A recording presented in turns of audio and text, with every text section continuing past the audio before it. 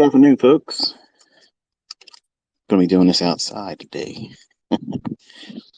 You'll probably hear some birds chirping. Maybe in the distance, maybe you'll hear landscapers cutting the grass of my neighbors and such. My new page as I walk towards the chair. How are you doing? Are you doing good today? I hope you're doing well. I'm doing well. I had such a restful night last night. We went to the shooting range last night, me and my two oldest boys.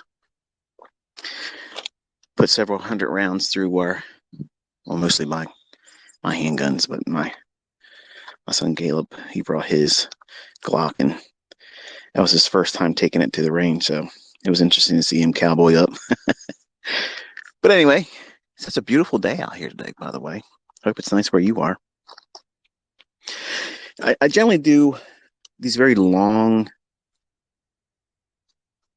long-winded Twitter spaces, and this one has the potential, or could be, one of those that could go for like 6 to 8 hours. I could go on and on and on.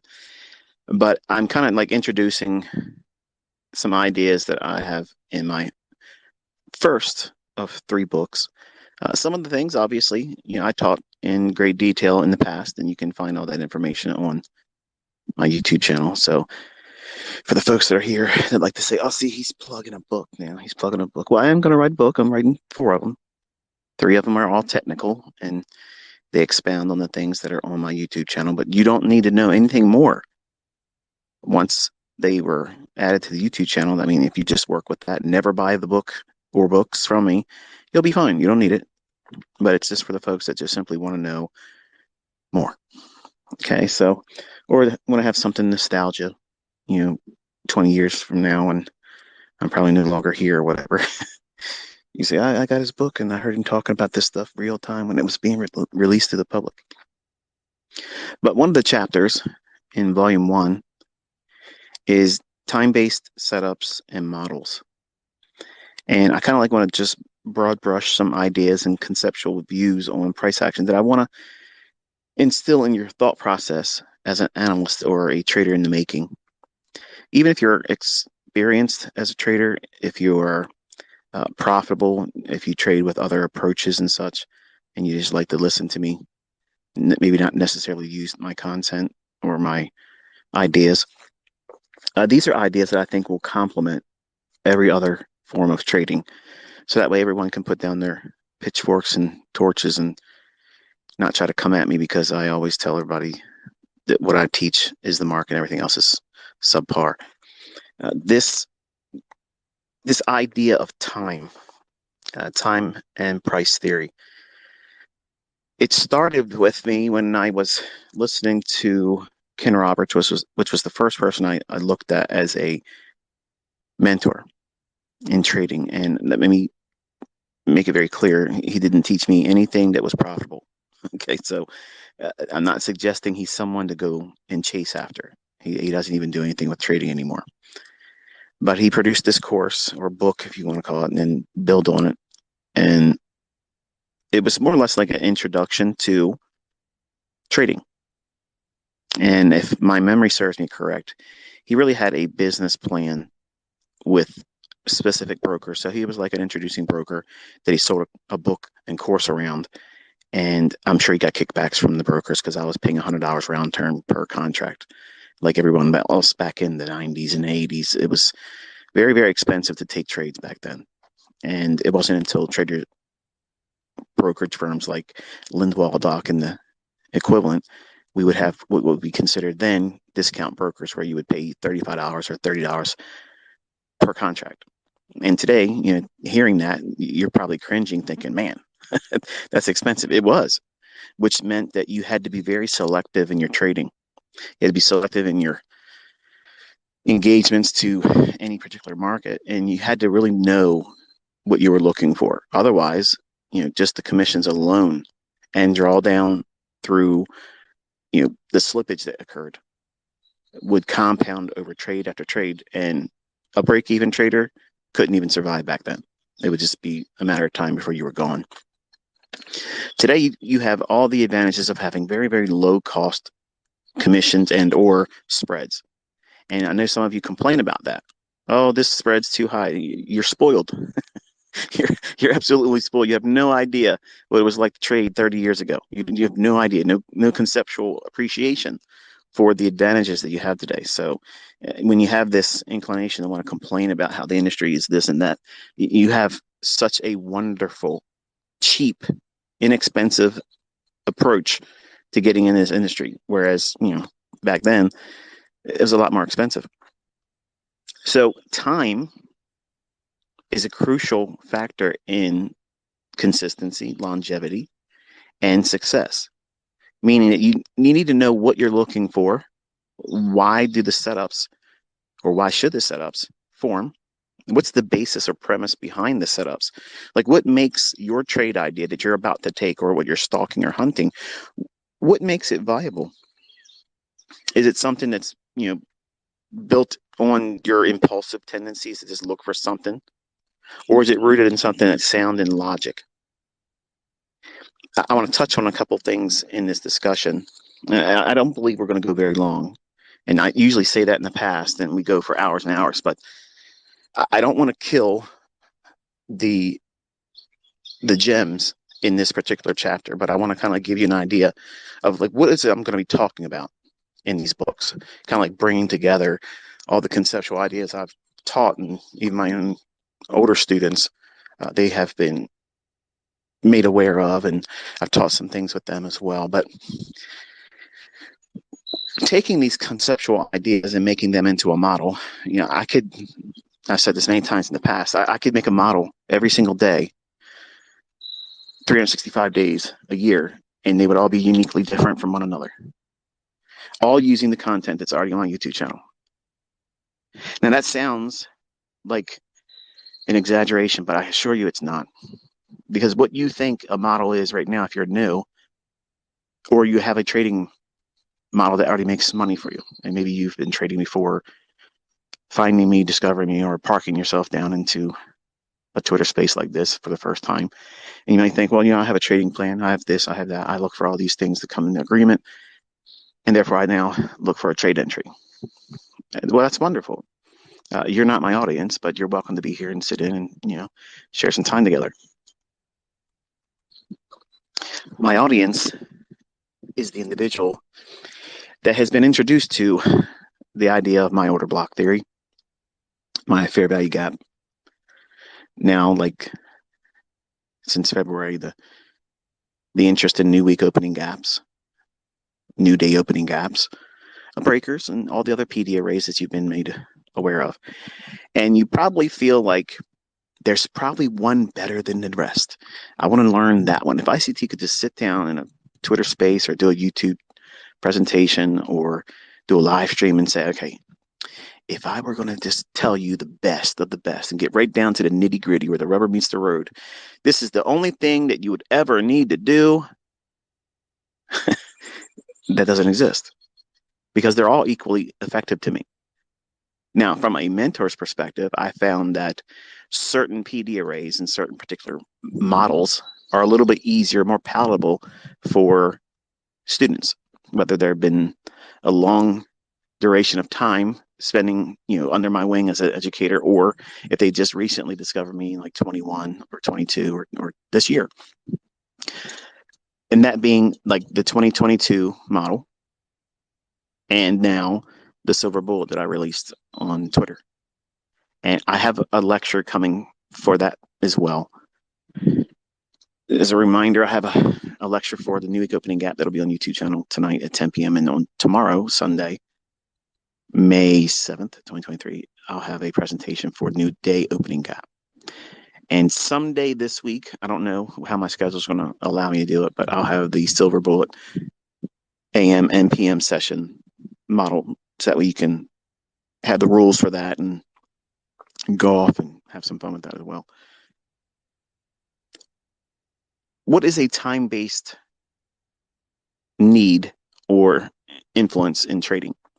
Well, let's think about it like this. Maybe you have a job right now. Maybe you have a job that you go to And or maybe you're older and you've retired, or maybe trading has been an allowance for you to no longer have to work anymore. But you know what it was like to be in rush hour traffic, right? In the States, in the United States, we have generally two times of the day where it's considered rush hour, and you don't want to be on the busy highways and byways because they'll be congested. They are typically in the morning, 7 o'clock and 9 o'clock in the morning, and in the evening time or afternoon, it's 3 p.m. to 5 p.m. Those 2 hours in both morning and evening session, if you're looking at traffic like trading, that is scheduled congestion. That's scheduled volume. You can set a clock to it. You know it's going to be there. And if you travel, like I like to do, I don't fly. I used to fly. I don't fly anymore. I was told not to do so, and I'm not doing it. And I'll let you figure out what that means. But I'm not going up in the air. I have no business going up there anymore. But the idea is this: you can set a clock to volume in trading as well, just like traffic. You know when rush hour in the morning is going to occur. You know where rush hour is in the afternoon. Well, the same thing occurs in trading. And I want you to think about the importance of knowing when there is going to be scheduled volume inflows. What does that mean? Certain times of the day, there is a reasonable expectation that there's going to be a lot of interest to be trading. That's at the beginning of the trading sessions, being like London, New York session AM, or for Forex traders, New York open kill zone, and or the London close session for Forex traders, or the lunch hour for index trading. And then you have the PM session, which is 2 o'clock to 4 o'clock. So you can anticipate setups that will form within those little specific time windows. Now, as an educator, every time I have ever released something new, if we were to look at the flock, the herd, if you will, that follows any educator, and we're going to talk about just me in this instance, whenever I release something new, okay, or if I share something that builds on more understanding about a particular asset or a model or a PD array, something that gets everybody excited, it's almost like they want to forget everything that they've already learned and they only want to just do that. This is the thing. Now he's been holding out this long. Now he's releasing this. This is the magic bullet. Okay, you've been taught the silver bullet. Now this is the magic bullet. Whatever. I'm obviously speaking rhetorically. And unfortunately, that's not a good thing. And it may not feel like it's a good thing at the time. It feels like the right thing because impulsiveness in humans is what it is. You feel like that this is the thing you're looking for. This is the thing I've been looking for all this time. And that may be true for some of you. Some of you, when you get to that 2022 model, that are, in my opinion, are very simple rules that lead to a consistent setup that is very easy to see. It's conceptually pleasing because it doesn't demand a lot of moving parts. It's rule based. And as long as you can see where liquidity is above old highs or below old lows, and you have a bias, something on a higher time frame basis, you can use that model and be very consistent with it. And once the trade pans out, you stop and there's nothing else to think about, nothing else to worry about. The problem is some of you aren't content with that and you want more, more, more, more, more. And I want to kind of like pull you back, okay? Pulling the reins on you because you get a little too wild sometimes. You want to do more than what's necessary. And time helps control that. So what do we mean by that? In the beginning of your trading, when you're looking for consistency and continuity in your trading and not over trading, not being impulsive, not trying to react to price, you want to be anticipating it. Okay, professional traders, they are not surprised by the events in market action. They're not. I know that sounds impossible. I know that sounds like, come on, nobody knows this stuff, ICT. Nobody can know it in advance. Well, around here we do. And my students prove it without me holding them. They're trading markets I don't even trade anymore. And they're doing exceedingly well. So that means they've learned this concept, this mindset, this approach to trading, and they're independently doing it apart from me. So you can join the ranks. That's the very thing I'm doing here, is trying to make you an independent thinking and price action engaging trader. So that way you're not needing me to handhold you. I don't want to do that. I don't do that, and I don't sugarcoat anything. It's going to be a lot of effort for you to figure out what your model is. And unfortunately, there is no mold to press you into. If it was, I could be turning out traders like this every day. But unfortunately, the factors that bring with trading as a human being, you have character flaws. And you have to limit the exposure in these charts and these markets because your natural impulses, which are always going to be negative, the negative is going to overwhelm the few times that you are in the beginning doing the right things at the right time. And it only takes a small series of events that you did wrong with a mindset that was incorrectly, well, focusing on things that aren't that big of a deal. Worrying about which model's better. This guy's posting that he got a payout from this company and he's doing it consistently. What's he doing or what is she doing that I'm not doing? Well, they're minding their own business, number one. They're doing what it is that matches their personality. And I've said this before, and when I first heard this idea expressed by Larry Williams, he had a keynote speaking engagement that I had a VHS tape of in the 90s. And when I first heard him talk about it, it just went over my head like, that's not interesting. Give me an entry pattern. Much like some of you. And that's why I get it. I understand that people that will say you talk too much, get to the point, because what you want is give me the easy 1, 2, 3 entry pattern that's going to work most of the time, which means always, and it never has a losing trade. And I'm going to be able to over leverage because it will work, and I can trust that I can over leverage the maximum amount of contracts that my broker will allow me or my funded account company will allow me to trade, and then I'll be able to get these 5-figure, 6-figure payouts, and I can go on social media and I can act like a warrior and call everybody out and do this and do that, and I can make a name for myself. And that doesn't happen. That doesn't happen, folks. You need to have this same approach or mindset about trading that you do with traffic. If you were going to go away on a trip and you were doing a road trip driving, are you going to plan your departure during the peak of rush hour traffic? No, you're not. When would you likely do it? Well before it happens. That way you can get through the congested, scheduled traffic jams around high congested cities. And then when you get past it, the same thing. After the lunch hour, or I'm sorry, after the rush hour of 9 o'clock in the morning in the States, wherever you are, there's traffic, yes, but it's not congested or bunched up. You can have a pretty easy movement from one location to the next, unless there's an accident or something like that. Well, that same thing should be applied to your trading. Do you want to go in at the very opening of, say, for instance, 9:30 a.m.? If you're brand new to trading, you don't know what you're doing. That's equivalent to you being a new driver. Do you want to be going out there over the speed limit, texting while you're driving in rush hour? What's that recipe for? Disaster.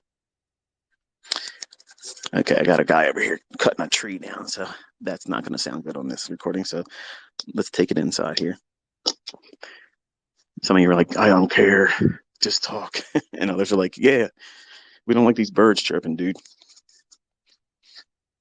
Give me a second. Give me some edit work for those that want to put these up on their YouTube channel.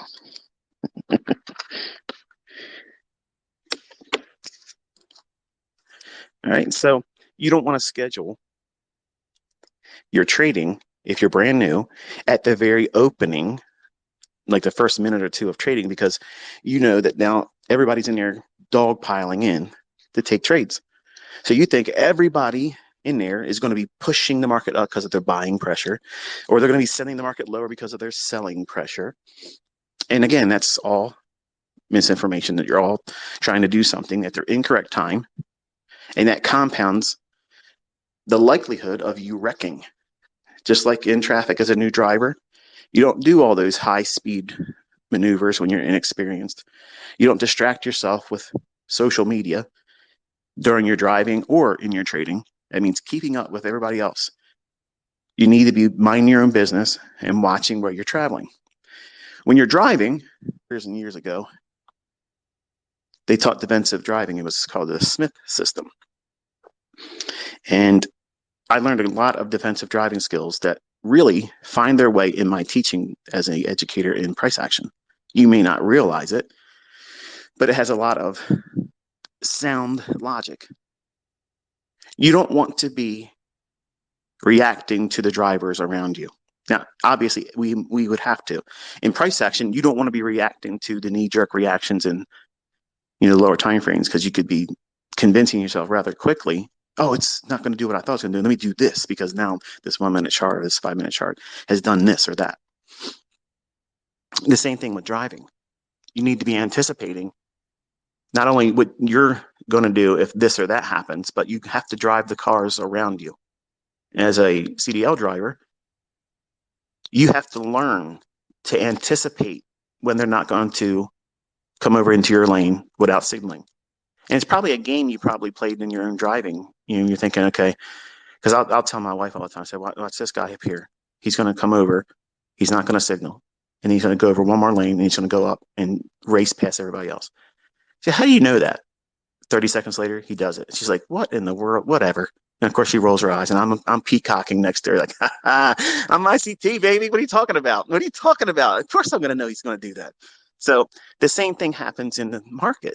You have to anticipate the thoughts and expectations of individuals that are going to see price action, and they're going to anticipate nothing in the future. They're going to react. They're going to chase, which is why my Judas swing is so effective at the right time. So there's a time and place for everything, but you are not to try to react to price. Even in your entries, you're not reacting, you're anticipating. When you're moving your stop loss, you're not reacting, you're anticipating. When you're taking your partials, you're not reacting, you're anticipating it going to a specific level, so that way you can press the exit or have your limit orders there to scale off your potential partial profits that always pay 100%. They never, ever fail. So when we look at price, or when we're looking for setups, or we're trading a particular model, time is a very important factor. There has to be a reason for that trade to even materialize. And you don't want to go in there in the first few minutes of trading and say, okay, this is it. I'm going in because now the markets have opened. Everybody else is dogpiling in. Everybody else is creating this congestion like rush hour. And I'm afraid I'm going to be left behind. So I have to do what? I have to react to what I see in the price action. So therefore, I have to do whatever else is doing, and that's wrong. That's absolutely wrong. Now, compare and contrast that mindset, which is very stressful, mind you. I mean, think about it. How can you know with any assurity what you're doing is statistically probable of having continued success when you're just guessing? You're guessing. You're reacting to what you think you're seeing in price, when price is always fluctuating up and down. Now, put that to the side for a moment and then think about it like this. Let's talk about each individual session, okay? And some of the characteristics that each one of those trading sessions have, and how you should go into those trading sessions with the proper mindset for anticipation, not reacting. Because your job as a trader, unlike 99.999% of every other trader that wants to share what they think is good advice, your job is not to react to price. It is absolutely not. And if you believe the statistics that 90% of traders actually fail, why would you take advice from people that are all saying the same stuff? You got to be able to react to price. Your job is not to be able to predict the future. It is absolutely your job to predict the future. That's why most of them fail, because they don't have the skill set, number one, to anticipate things that are generically in price action, and they're all time based. You can set clocks to it. And that's the reason why I'm consistent. When I talk about things that should happen in the marketplace, the primary function behind the accuracy is I'm only really focusing on specific times because those times are algorithmic. And if there is an algorithm, and this is this for a moment, let's just put it aside for a minute whether there is or isn't. I know there is, okay? Most of you know there is, but let's make the case for a discussion for the idea that maybe there isn't an algorithm, okay? If there isn't one, how is it that a trader can go in and trust that a setup will perform a specific function in price delivery that we can anticipate? It would be hard to do that. Like what rule-based ideas, apart from pattern trading, which I'm not a pattern trader. I don't look for price patterns. I look for inefficiencies and liquidity. That's it. That's all there is. And I look for that in time. Specific times of the day. There's very specific times of the day where you as a trader can say, I have to be able to control myself and not allow impulsiveness to come into the marketplace and draw me in to trades that would equate to overtrading, which is a problem even for traders that can be profitable. And maybe you have done this. You can go in, you can find a trade or two and get profits, but then you want to do something else. Maybe because you see me tweet something, maybe you see other traders out there, other influencers, and you see them doing something. And you can't get the dopamine hit that you know that they're getting when they win, if they're even winning. You don't know if they're being honest with you. So you seek that hit, that feel good, that rail like on cocaine. Okay, you want to get a high. You can't treat the markets like a drug. You can't treat it like, you know, a bump of adrenaline. This is a business. You need to mind your business. And when you make money, the job is to keep the money. But ICT, listen, man, you don't understand. I had a trade. I was up $1,200, and I allowed the market to scare me out. I was looking at this guy on YouTube, and he said he was going to do this and do that. It scared me. I read one of your tweets, ICT, and it made me get out of the trade too early. And then I regretted it because it ended up making my profit target and even more. But I got out of it because you scared me with a tweet, or I saw something else that made me second guess myself. Okay, what's the root cause of that? It's not me. It's not the other person. It's not the other YouTuber or influencer. It's you. You didn't trust your model. So if you don't trust your model and you're not following a rule-based idea and you take a trade off that could have paid your full profit or more, you can't worry about or more because if your targets have limit orders on it, how can you get upset that it went past it and went more? Why should you be upset about that? Your business model was you were taking a trade to that point. Your business model says you had a stop loss at this point, risking that much money. You were anticipating in the beginning, but now you're reacting to the influences of maybe something I've tweeted, a student of mine has done, other influencer, other trader, other YouTuber. You're not trading, you're trading anymore, is it? It's you reacting. Reacting to trades, reacting to price, reacting to other people's success or failures is a recipe for failure. You have to keep that stuff at a very small level of influence. And it's better, really, to not have it at all. I promise when you guys get to the point where you know what you're doing and you leave social media, you turn it off, your trading is going to go through the roof. Your performance is going to be astounding. You're not going to care how you measure up to somebody else. And you're not going to worry about what they're doing, how bad they hurt themselves, or how much money they made, or what their payout is, or where they're at on the FTMO leaderboard. All those things are there to cause you to do more of what is likely to incur failure. The statistics are there. 90% of people fail doing this. So if you entice them to do it more frequently with larger leverage than they should, you can trade with 15 contracts with your funded account challenge. Well, guess what? That is a recipe for them to get another reset fee from you. And my son went through that. Oh, it's only 100 and some dollars or whatever it is. I'll get it. I'm going to prove dad wrong. Okay. Well done. You paid them. You made nothing. So he has to go back to square one. What's square one? Waiting for specific times of the day. So let's look at the London session. Now, as far as indices, I haven't talked too much about indices, but we'll be doing that. And I actually got some live sessions we'll do during the London hours. What's that? I got to call out of work. I can't miss that ICT. There you go. Anticipation. You can't react to it.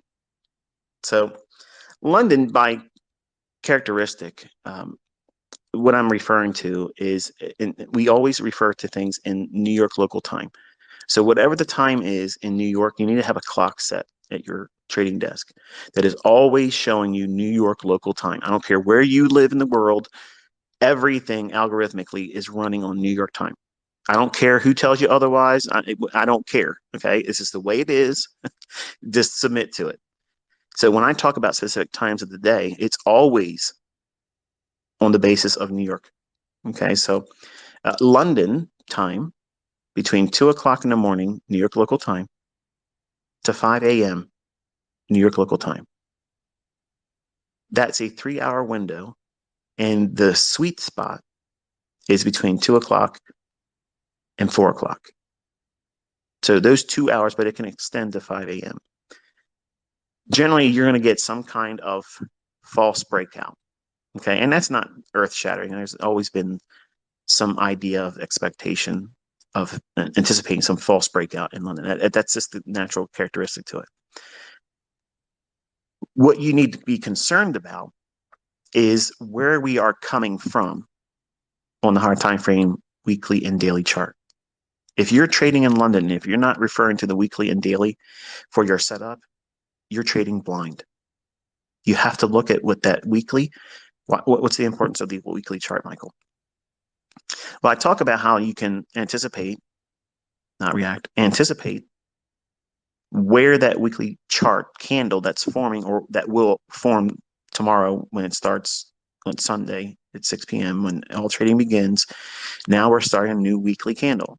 So you want to anticipate the likelihood of that weekly candle expanding up or expanding down.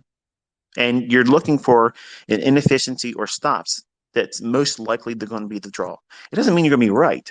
Sometimes I get it wrong. It's okay. You're going to, especially with the climate right now, we don't know what war is going to break out. We don't know if the bank's going to close over here. We don't know if, the Fed's going to do that. There's so many things that are compounding the difficulty right now. And anybody that tells you it's easy, they're lying to you. They're just championing they're getting lucky sessions at the time, and they're probably not showing you all the times that they're losing. But you have to factor in what that weekly chart is doing, likely to do, and that starts your bias, bullish or bearish. And on the daily chart, you have to confer with the previous day's range. Now, let's assume for a moment that the weekly chart, you think that there's going to be an expansion lower on whatever market you're trading. Now, this is both Forex and index futures and commodities. Okay, so it's not, unless I say, here's another general rule of thumb. Unless you hear me say this only works, everything I'm teaching you works on Forex and it works on futures, index futures and commodities. Okay. I don't know about crypto. I don't have any affinity for it. So I'm just going to let you discover it for yourself. If it works, great. If it doesn't, I don't care.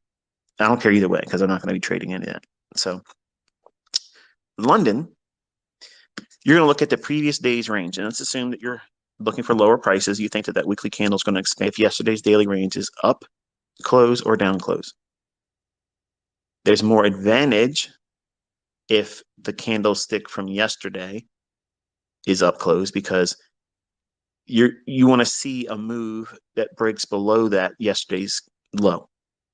And once it does that, that lower 1/4% or lower third of that daily range, if you are in fact correct about your analysis and it's going to go lower based on the weekly chart, your sell setup is going to form in the lower quarter or lower third of the previous day's range. Now, by itself, that's not earth shattering, but I'm going to tell you something right now. If you chase price action and you always get burned, go back and look at your losing trades and you'll see that's exactly what you didn't see. So it has to refer back to a previous portion of the previous day's range. And this is not new. This is all in my core content. I teach this in core content. But because there's so much content and you breeze through them too quick, like Netflix and chill, you're binge watching. And it's so much information. You have to watch these videos multiple times because you're not gonna have an appreciation for what I'm talking about because you haven't encountered it yet in price. And then when you start looking at it conceptually and then looking for it in old moves, then it's impactful. Then it has much more meaning to you. And then you'll learn more about using it and how it will groom you into a better analyst. You can't be a good trader without becoming first a good analyst. And so many of you just want to be a rock star trader and not know how to read markets. And it never works. That never works. That's why you get these flash in the pan, winners, but you can't hold on to them. You're like a gunslinger that just picked up a gun for the first time. And you got lucky. You got lucky, and now when it comes time to do a duel with someone has lived their life as a gunslinger, you get gunned down. And if you have the breath in you long enough to think about what you did, you'd be admitting, oh, I wasn't ready for this. So in London, you're looking for false breakouts. Okay. And you want to see, now this is where you write stuff down, folks. You want to see some measure of a 15-minute or 5-minute relative equal highs inside of the range that would be in the lower third or 1/4 of the previous day's range when you're bearish. Now, some of you are like, why don't you just do this on a video? Can you just show me? Can you just listen?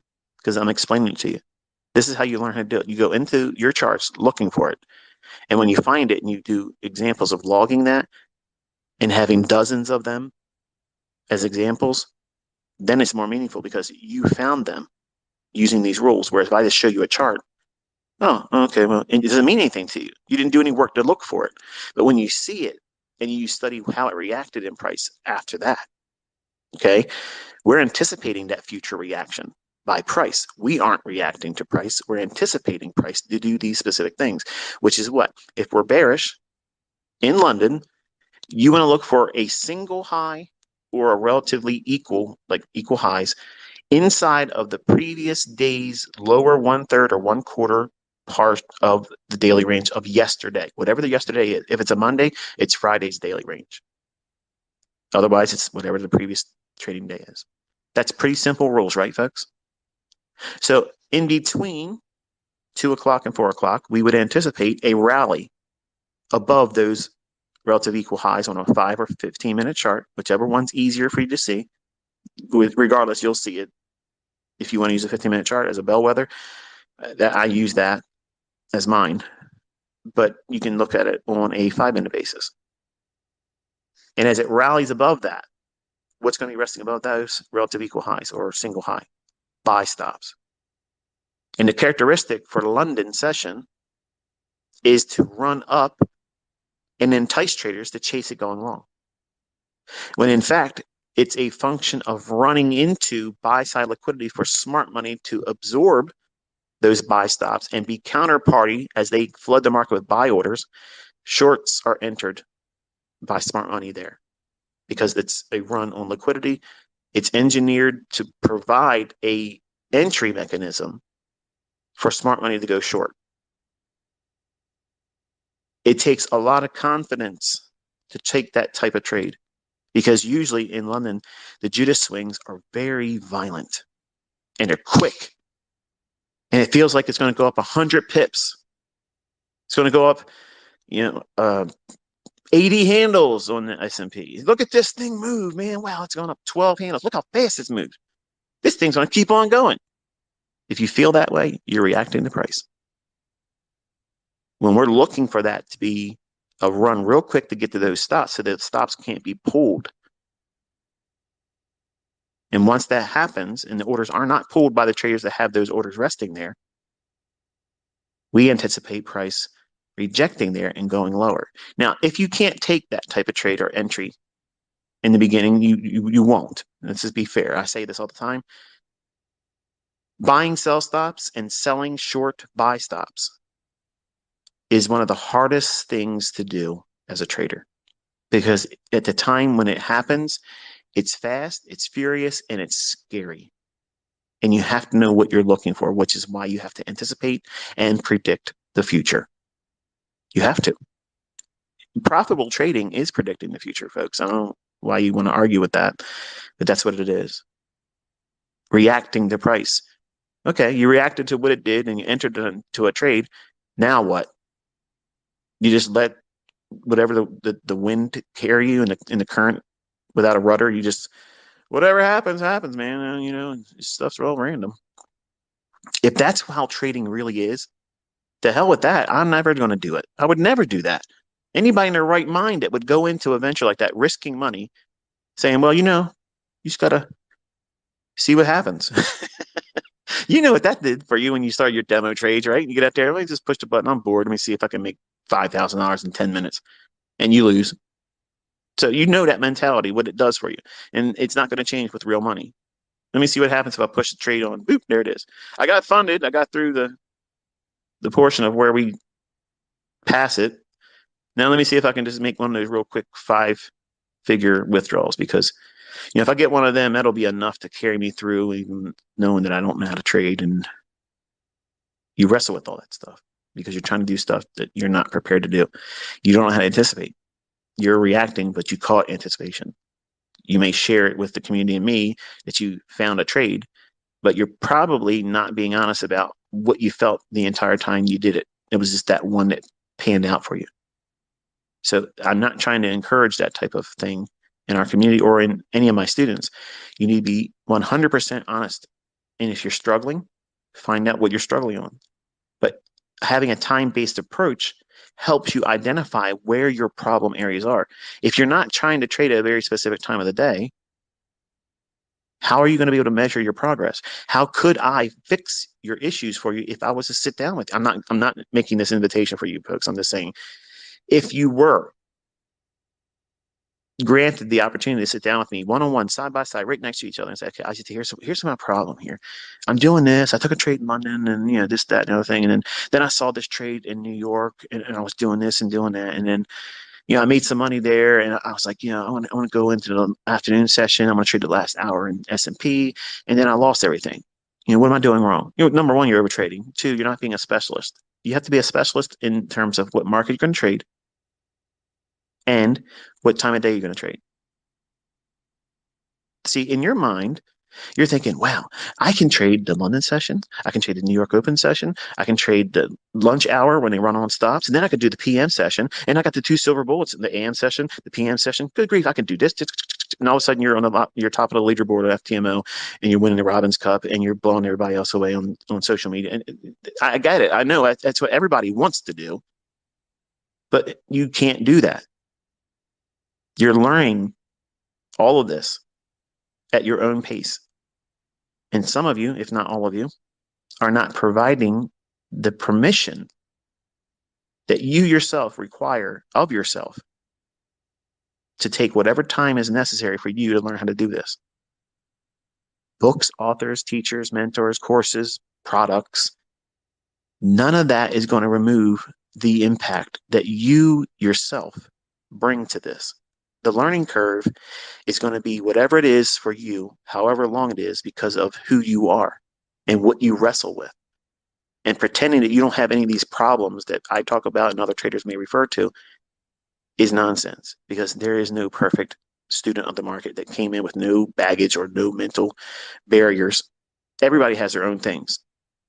And some of them may not be a point of which where you overcome them.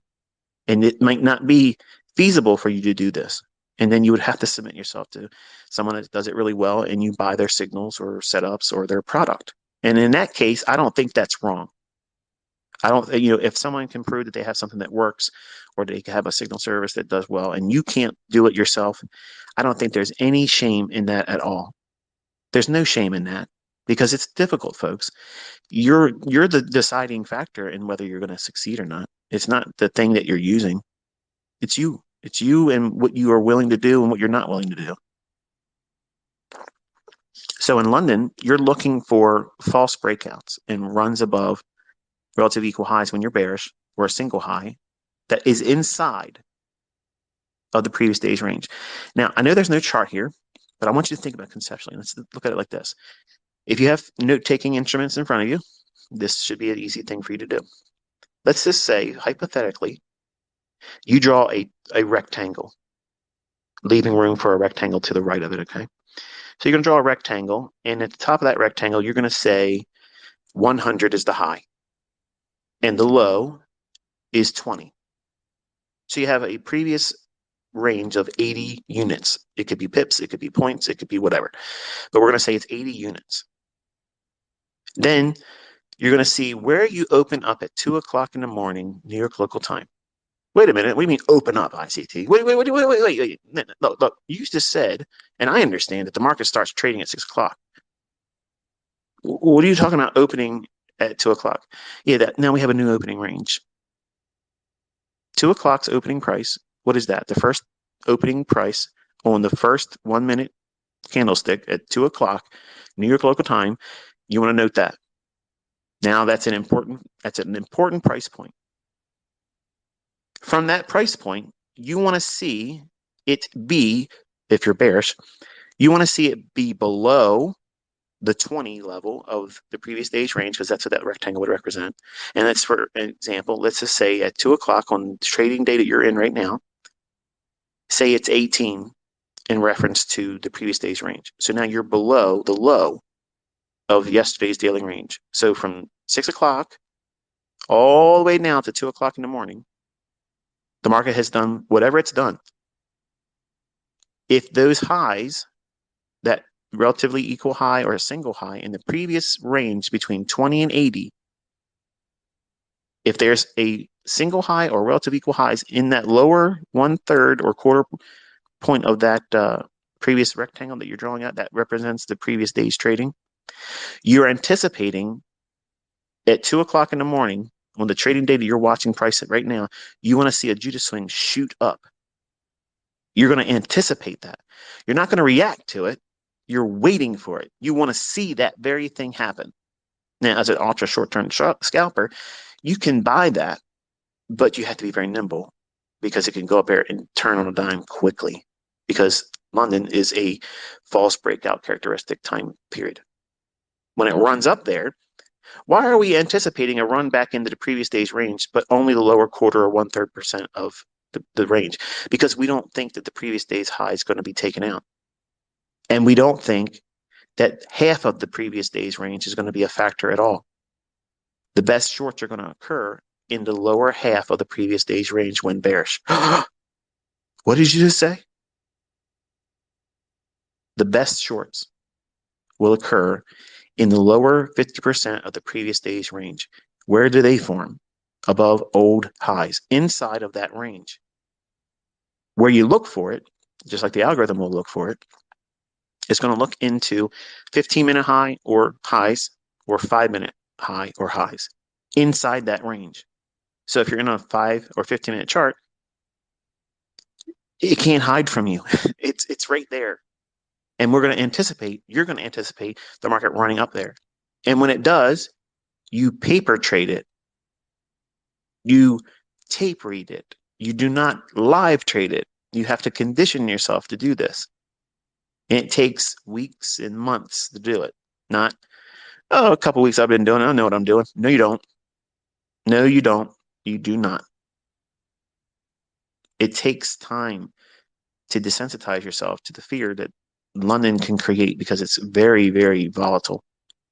It can run up there and rip right lower. And really, if you know what you're doing, you can miss it or second guess it and totally do harm to yourself. So in London, you're looking for turtle soup scenarios, okay? And continuation on the basis of the higher time frame order flow. High a day, low a day is what's formed in the London session. Most of the time, not all the time, most of the time. In New York session, this is going to be for Forex traders, the New York Open Kill Zone, which is 7 o'clock to 10 o'clock New York local time. If you are an index trader, you can use that same time window as well. You use that time window before the opening at 9:30, like between say 7 o'clock in the morning New York local time to 8:30. You can trade that time window when there is a really big high impact news driver for that day. For instance, like FOMC. Okay, say FOMC, or let's say, we'll stick to that. FOMC is probably like the best case explanation for why you would want to trade before the 8:30 hour. Because generally what will happen is you'll get these really nice little price runs that are, and I've executed and showed you this throughout the year, and last year I was doing it too. And usually it's the time or examples where you see people saying, but didn't you say we have to wait for this and we have to wait for 10 o'clock? Folks, I'm giving you different models. That way you are allowing yourself to pick up on what you want to do. I can trade all of them, but I can't make you be able to trade all of them. I mean, over time you can if you put the time into it, but you have to find your own special time of the day in the asset class that you trade. And that's what I'm covering here. I'm helping you refine your level of focus so you can pinpoint what your model is going to operate in terms of time. So that way you're not doing more than that's required. You're not diluting your attention, and you're also controlling fear of missing out. Because if you're operating in a business model or trading model that allows you to only operate in this 2 or 3 window time period of every individual day, you turn the charts off and you walk away and you exercise discipline. Over time, you won't care what the market has done over here or this time of day or who made this, who made that. You're trying to get better at this. You can't improve by worrying about how much other people, me or anyone else, is making or losing, or how often we get it right or wrong. You can't do anything to make yourself better by doing that. So why are you worrying about it? If you're pocket watching me or anyone else, or if you're entertaining other people that do that, you are wasting your time. You're wasting time to groom yourself into the analyst that's necessary for that profitable trader to work with, because the trader's not going to be doing anything except for what the analyst says is good to go. And you can't do all these trading sessions in the beginning. You can't. Now, you can study and backtest all of them. That's not trading. That's a good use of your time. But you can't go in as a new trader trying to do all these things simply because you've heard about it or have talked about it. So therefore you're going to go in there and you're going to figure it out. You don't figure it out that way. You study, you backtest, and you figure out where it fits for your life. That's the only figuring out you're doing. Does your life allow for you to trade in the London hours? Most people can't. If you can find time to get in there and trade in the pre-market hours before 9:30 and look for a setup between 7 o'clock and 8:30. Okay, there you go. You can find a setup that will probably yield you an opportunity, and then you're done. Where everybody else is waiting for the 9:30 opening at equities, opening bell in New York, to find their trade. Or if they trade the silver bullet model, they have to wait till 10 o'clock. And this is funny when I see people. I'm taking trades and I'm doing something before 10 o'clock. They're like, wait a minute, didn't you say we have to wait? Who did I say had to wait? You. I didn't say we. I said you wait until 10 o'clock. I'm not saying we wait till 10 o'clock. I said you. I'm tweeting you wait till 10 o'clock. That's not me saying I'm not going to do anything else or anything in addition to, because I have a varying spectrum of experience in terms of students. Like I have long-term students that have been here. I have charter members that are in my mentorship. I have students that have been with me longer before I did mentorship and never joined my mentorship. And their level of experience with me is much more vast than yours. And then I have the neophyte that just come to me today in this discussion today. First time they never heard me before and they're listening to it. It probably doesn't make much sense to them, but their experience with me is brand new. So when I counsel you to do specific things or not to do certain things, that doesn't mean I'm limited to that, but to keep the growth of the entire community going, not just being a one trick pony, which you can clearly see I have a whole lot of ponies in my fold. I got all kinds of models. Okay. And my models work because of the element I'm teaching here, time. I'm looking for setups in the New York session. The characteristic for New York is a continuation of what? Whatever London did. When does that not occur? If the range expansion that occurred in London and then continues into New York and it trades to a higher time frame PD array, something that I would have been targeting anyway, which was the basis for the draw on the bias for the weekly chart and or daily chart. So in other words, if it gets in my higher time frame target, then what shifts in my analysis? Market reversal profile. Otherwise, I'm looking for New York session to continue in the direction of whatever that higher time frame draw is on the weekly and or daily chart. And I'm going to submit to that. And I'm going to look for the things that I teach you that the algorithm will show in price delivery, inefficiencies, runs on stops, the whole business. I'm looking for those factors to come in agreement with that. And if it doesn't materialize, or if it's wishy-washy, it could be done and explained both directions. That's low probability. That's not a trading environment I'm going to trade in. And then I watch, or I'll tell you, this is what we're looking at. We're watching it. So it gives you experience to see what it's like when it's not optimal, but still putting chart time in. You need to have that. And I have the other students that are coming here because their attention span is the size of a gnat and they want everything right now. It's already 3 weeks late. You just met me and you want to get right to the point of, hey, take a trade, or you don't know what you're talking about. Or you don't know what you're talking about because you're doing this and you're doing that and you're not entertaining me. This is not how I want to be taught. Then go somewhere else. I promise you, there's a lot of people out there that's going to teach you wonderful things to get into the marketplace. The results are not going to be what you would get in comparison here. You're not going to be in control of yourself. You're going to be constantly looking for a new high, not in equity, but in dopamine.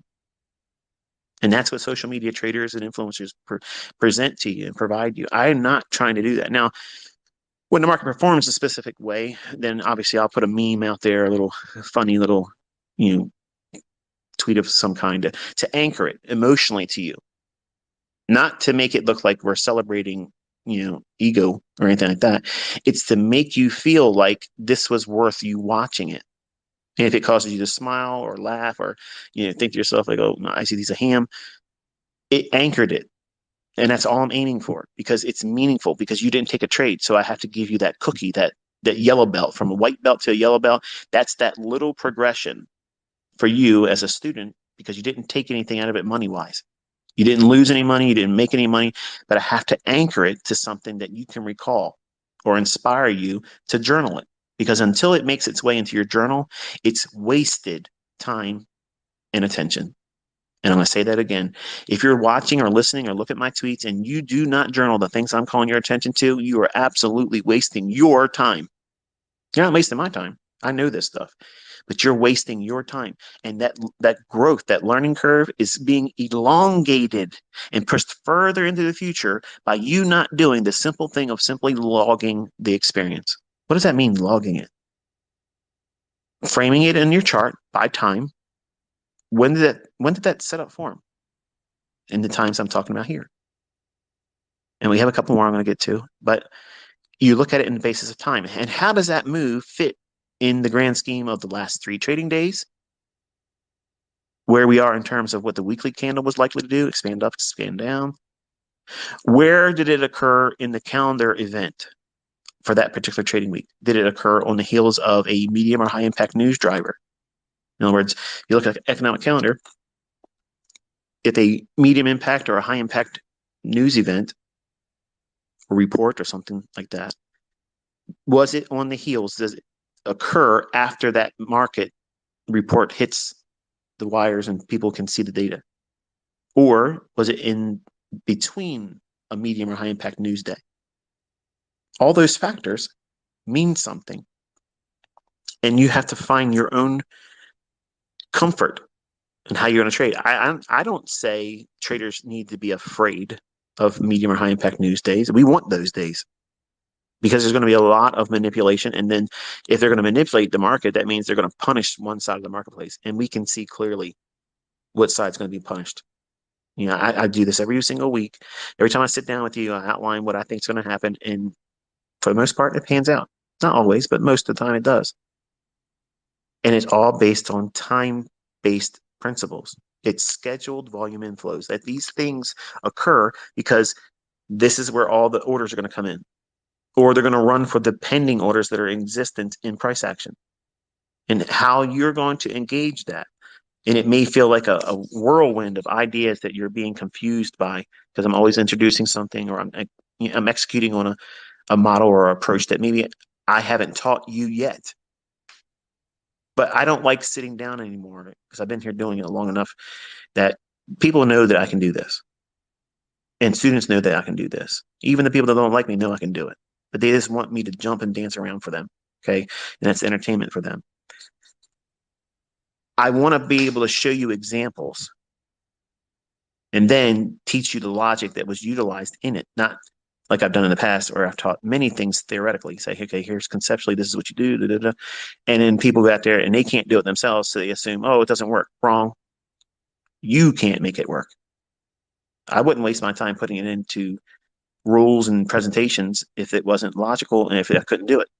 So I've switched my MO to now doing the thing, showing it, and then going in and teaching it conceptually. And then I disarm them because I've done it. This is what I've done. And then I go back in and I can show you this is what I utilized. And then you can take that logic and go into back testing and see it exists, not just in that example, but it exists in many other examples. And it might become your model. But you decide that. I don't decide that. I want to be the guy that make it easy for all of you. Here's the one hit wonder. This is it. This is all you have to do. Do this, this, this. And you'll be able to make money all the time and not lose any money. And that would be great. And I wouldn't monetize it. I would give it away for free. I promise. I swear to God Almighty, if I had one thing that simply worked one way, only had to do this one thing, it would be given to you for free by me. But practically, that doesn't exist.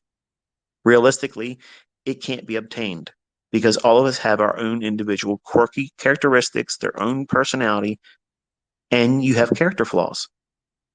All of us do. And you have to limit your exposure to these markets because they're Rorschachs, they're ink blots. You're going to see what you want them to show you. You're going to read into these candlesticks whatever you want to see happen. Now, if you're anticipating things with a logical rule-based idea based on statistical probabilities and things that have occurred in the past, and that's your reason for doing it, then okay, fine. Then I agree with you looking at that ink blot, that these characters line up in forms of candlesticks. We see a narrative in there versus, well, if it does this, then I'll do that. That's reacting. We're not reacting to price. We're anticipating it. So in New York session, whether you're a Forex trader trading between 7 o'clock and 10 o'clock in the morning, New York local time, or if you're an index trader trading anywhere between, as early as 7 o'clock in the morning, all the way up to 11 o'clock. You don't want to take any new setups after 11.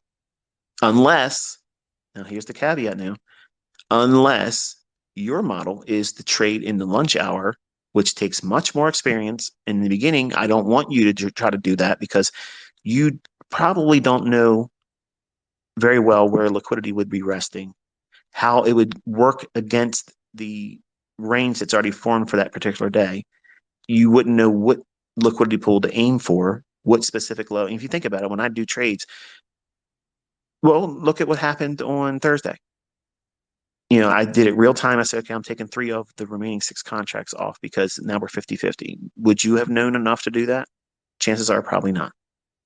But I left 3 contracts on in the event that I, as the analyst, I, as the trader listening to the analyst in me, was incorrect. So if it was to go lower, I still had 3 on, but I didn't have the 6 on that I had on. I had 9 contracts short, took partials below an old low on a limit, then 3 off because it didn't continue, and left 3 on with a stop that would, if it got stopped out, it was in the black. It wouldn't be a losing trade. It would be a missed opportunity on the final balance. Lunch trading's like that. It takes experience. And sometimes I'll get that lunch hour wrong, which is why I don't do a lot of it. But when it's really obvious, when it's really, really obvious, I share it with you. And you see people say, you told us not to teach, you're teaching us not to trade in the lunch hour, and here you're trading the lunch hour. I'm the teacher. I'm teaching you when I can do it, when I'm comfortable doing it. It might be a model for some of you. And you disregard everything else out there. And that sounds crazy, but I'm making an allowance for who you are as a person. You don't know what you don't know yet. You don't know what impact certain things are going to be for you as a student. You don't know what it's going to be like when you find your model. It's going to be something completely diametrically opposed to what you thought trading was all about. You find your profitable model and you're consistently finding setups, and you're going to look back and say, I didn't know anything. Look what I'm able to do. And this is what I'm doing. This is all I have to do. If I just live and bloom right where I'm planted, I'll do whatever I need to do monetized. 5 handles consistently. Every setup that you look for, if you just find 5 handles that nets you that minimum, you don't need to do any more than that. You literally can carve out independent wealth. And that is defined by however you want to define it. Whatever dollar amount, given enough time, compound interest will allow you to get there. But you can't do that if you're jumping around trading in the New York session, London session, afternoon session, PM session. You're just trying to get in and do everything. No. Back test all those sessions. Yes. Actively trade and anticipate your setup in every single one of them. No. The only thing you're doing is compounding the likelihood of failure, losing trades, and drawdown. And you're new. What are you going to do when you have drawdown? You're going to want to fix it real quick because a Band-Aid ain't going to work for you. What's a Band-Aid? Take the boo-boo, limit it, cover your loss, cover your little cut, your paper cut, cover it up, and walk away and let time do the healing. That means don't take any more trades. That's hard to do, isn't it? But you don't understand. I gotta go look at myself in the mirror, ICT. I did something I knew I shouldn't have done. I gotta fix it. You're not in the right state of mind to fix it. And you're gonna look at these next sessions, like I'm covering here in the same trading day, and think that you're gonna have the skill set while you're in drawdown mentally, we're not talking about the mental, not the mental, but the financial aspects of what drawdown you may have incurred. You're in mental drawdown. You're now a dangerous wild animal. And you're going to turn yourself loose to your money, to your account. A caged animal, a cornered animal, poked and prodded, now made aggressive.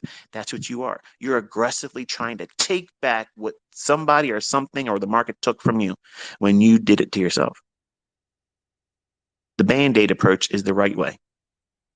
Limit it, stop the bleeding, come back when you're ready to do it again, but not the same session. That's how a brand new trader should do it. Not, I got to fix it right now. No, you don't. Who said you had to? You, the wounded animal, saying that. You're home. You're safe.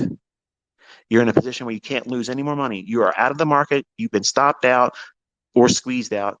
You're done. The damage is done. Stop the bleeding, put a Band-Aid on it, and come back when it heals. Put one sleep between your drawdown and your next trade. Use that as a rule-based idea. Let yourself go to bed and sleep a whole night before you take another trade. It's hard, but you desensitize yourself. I'm sorry. I go on these rabbit trails, and it's completely outside the scope of the notes here, but I feel like I'm talking to somebody. I don't know who it is, but if that resonated with you, give me a notification on Twitter that it found its home in you. But the New York session is a continuation of whatever London is. So if London was going down and it has not reached your higher time frame daily or weekly objective, we expect some measure of short-term retracement and then continuation in the New York session until the higher time frame weekly or daily objective that we would be reaching for as a draw on liquidity, the target. When that's hit in the New York session, then you are entering New York reversal profile, not market profile where they have the vertical volume bars, going horizontally across the chart. That to me, I don't use that stuff. When I say profile, that's like a schematic or a roadmap or a visual representation of how the market should perform if you were looking at it from like a line chart basis, how it should look after the fact. But we're anticipating it to perform or behave a specific way.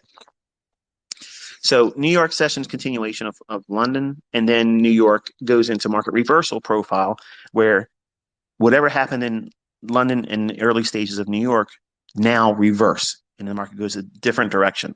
Whether if it's going lower, now it will go higher, or if it's going higher, it will now go lower. If and when it hits the weekly or daily objective that we were aiming for, that framed our bias or premise behind our trading week.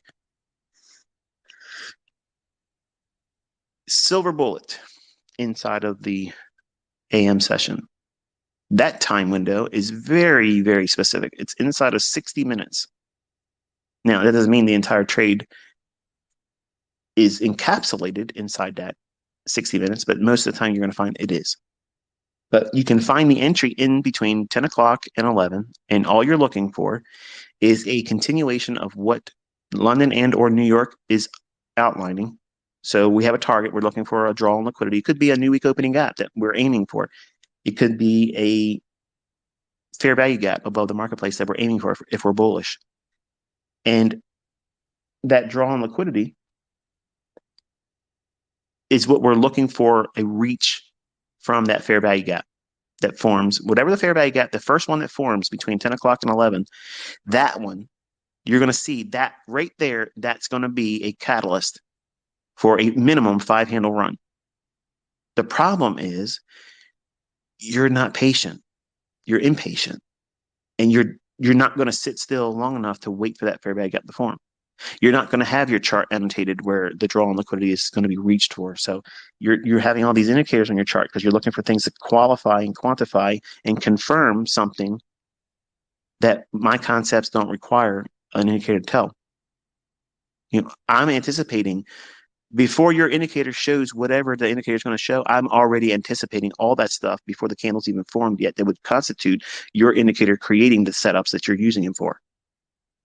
I already know when and how the market's going to shift before moving averages later on cross over. Like I'm way ahead of the curve. My students are way ahead of the curve. We're in the future. When we're trading our chart, we're trading the future. We're entering on a future move that we have a statistical probability that is going to likely form and go to a specific price level by a specific time. And everybody else is waiting for their indicators to talk to them. I'm sorry, I'm tone deaf to indicators. I don't have any interest in them. If you find value in that, that's fine. But I'm not teaching indicators. I'm teaching an independence from everything else except for open, high, low, and close and time. The lunch hour. The New York lunch hour is technically 11 o'clock in the morning to 1 o'clock in the afternoon, New York local time. So it's a 2-hour window.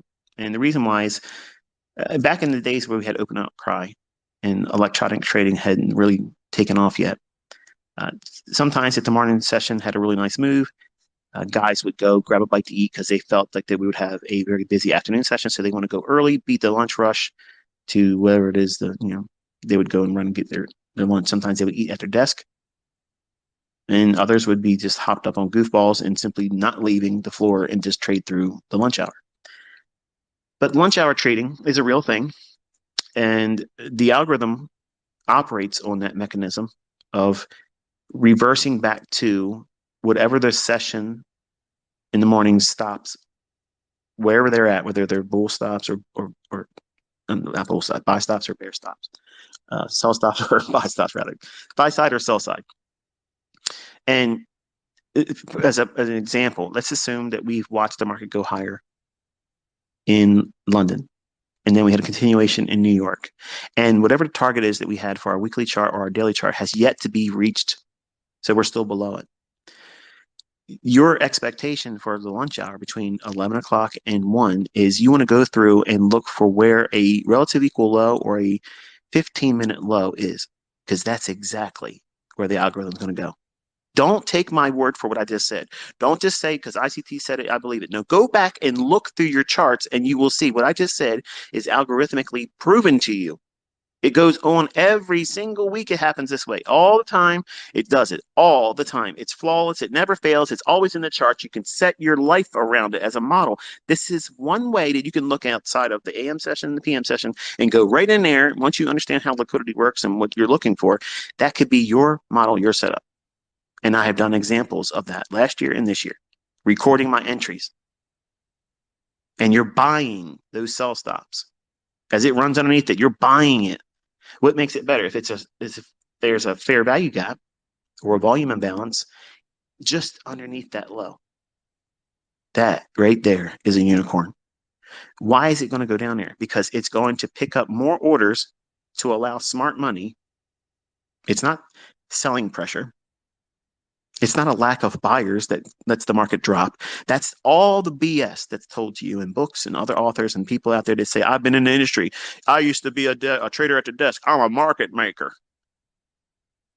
No, you're a trader with a religion. You were a dealer, they called a market maker.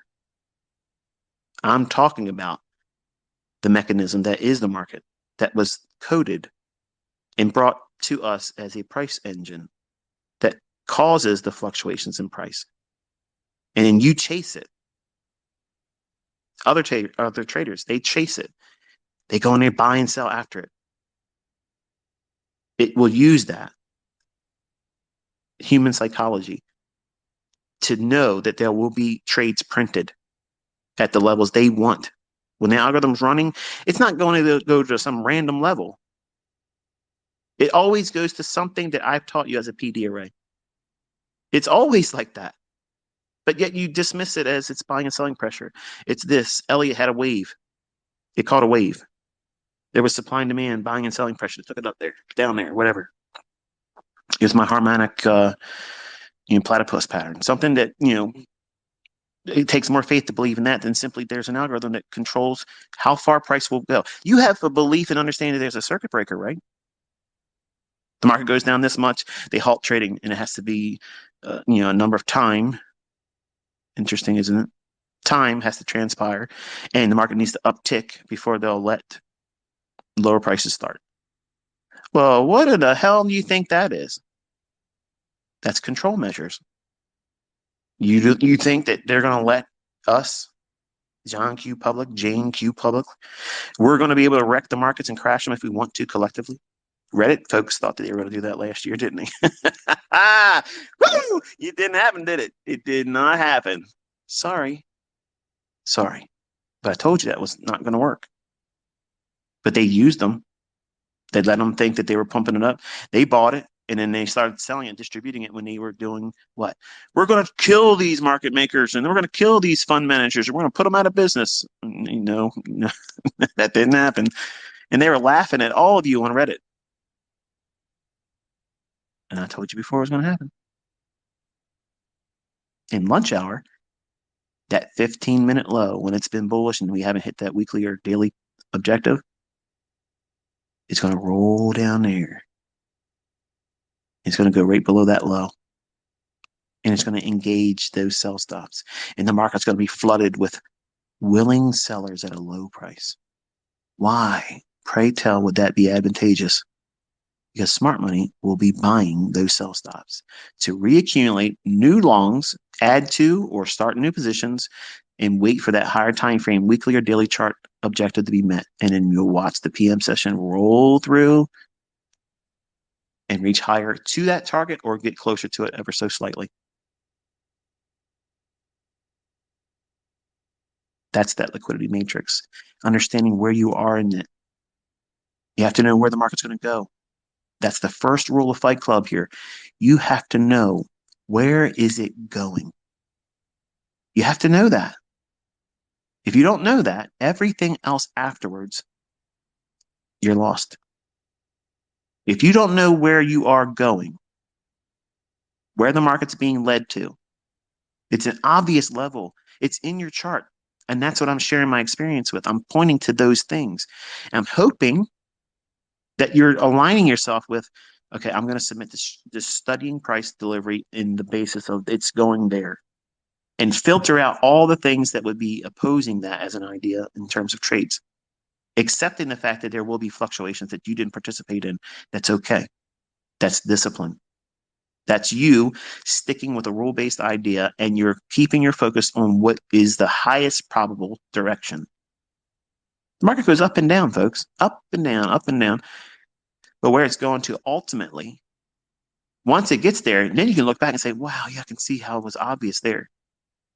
But I'm teaching you how to see the obvious real time. It's not easy for some of you. Others, it is. But most of you are going to find that it's very hard to do that because you want it to be easy. And I want to be able to make it easy for you. There is no other way to make it easier. You have to go through it. You have to condition yourself. You have to look for it to repeat over and over again within specific times of the day. So between 11 o'clock and 1 o'clock in New York local time, you're looking for a run on stops. What stops? The stops that have not been hit, and punishing those individuals that may have trailed their stop loss up below an old low or down below an old high. If you're bullish and it's been going up, a 15-minute low underneath that, that's sell stops. It's going to run down there, take those, and then you're going to see it trade higher. Even if it fails and just goes to a higher high and never continues after that, that's still tradable. But some of you would think that that's a failure. It didn't keep going up to my target on a higher time frame chart, ICT, so that's a failure. Wrong. Could you get 5 handles out of it? And did you take 5 handles? That's how you start. That's how you build yourself up. That's how you grow. And eventually you do that enough and you start seeing setups that you know you've been here before. Yeah, I can get my 5, but let me take 5 off with half the position and leave a runner. And then you graduate to becoming a 10 handle trader. And you do the same thing for a little while. Let that build up. And then you start seeing, this looks like it's one of those setups that gives me a 25, 30 handle run. Let me take off half at 10 and then leave a runner on. And then you start growing into being a 25 or 30 handle trader. But you just can't make a decision cold turkey one day and say, you know what? I've done 12, maybe 15 paper trades, and I've done 2 of these 5 handle with my live account. So I think I'm ready for 50 handle runs. It doesn't work. It doesn't work, folks. That does not work. There's so much that you have to grow into and allow yourself to feel what it feels like to watch your profits go up and down while you're in those trades. I mean, you're talking about something that if you have multiple contracts on, you know, you're likely to see thousands of dollars go up and down in unrealized profit. And the first time you encounter that, the natural impulse is I got to get out right now. This is stressful. All this extra money I'm making that I've never done before is stressful. I got to get the hell out of here. It doesn't sound possible, right? You should be thinking, well, this is great. This is going to keep making money. The first time you get there, it's scary because you don't want it to go away. You're afraid it's going to go back to zero or turn into a losing trade, which unfortunately in the beginning tends to happen for people that rush to that point. They haven't desensitized themselves to winning, because winning is something that you have to get used to. And it doesn't sound right, does it, hearing that? You have to get used to winning. I mean, I could get used to winning real easy. No, when there's money associated with it, it is a very scary thing, because now all of a sudden it's, well, think about it like this. If you have a trade and you take a losing trade, then you lose, and you take another trade and then you lose, and you take a third trade. Now you're down maybe 5%. Now you have analysis paralysis. You second guess everything. And now you know that looks like something you would have traded, but I don't really want to take it. I'm scared. Let's just see if it works. Then it works, and you're thinking, oh man, I should have took that trade. Why didn't I take that trade? Because you have not grown in learning how to do this properly, and you traded too much, you lost too much, because 5% is too much for a new trader. You pushed yourself too far. So you have to let time heal it. That means take a week off. Come on, ICT, man. I'm never going to get to being rich if you keep talking about taking time away from the markets, taking this, taking that. You're not going to be successful if you think like that. You're the problem. You're impatient, you're impulsive, and you're reckless. And that can't be fixed by me. It can't be fixed by any other educator. And no product is going to fix it. No resource, no black box, no mentorships, none of that stuff's going to fix that because you have a problem. And that has to be corrected by you over time, going back to square one. And a lot of people aren't willing to do that. And those same people will always and perpetually fail in everything they do. No matter what approach they use to trading, they're going to fail because they will not accept the facts that they themselves are presenting the catalyst for their failure.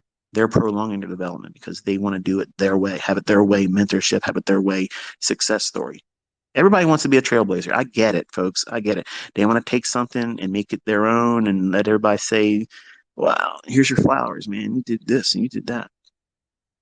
How about just making money?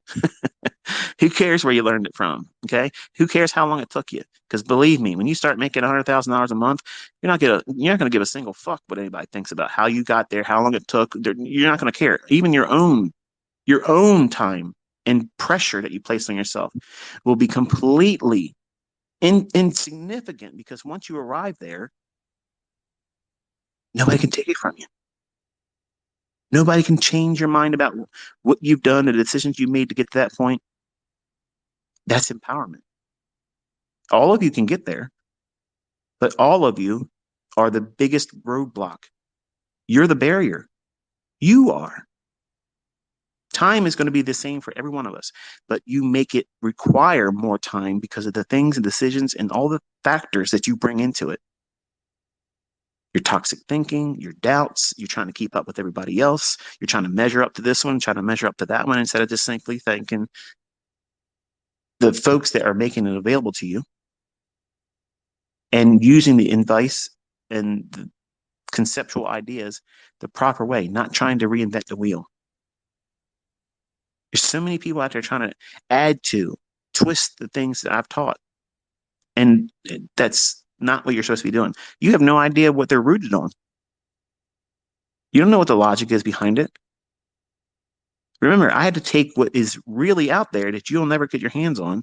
I had to create a language around it. So that way you can see it in a chart when it looks like this. But there's many times the things that create a breaker, you won't see that idea in the chart, but the same thing's happening. What? Yep. Dark pools.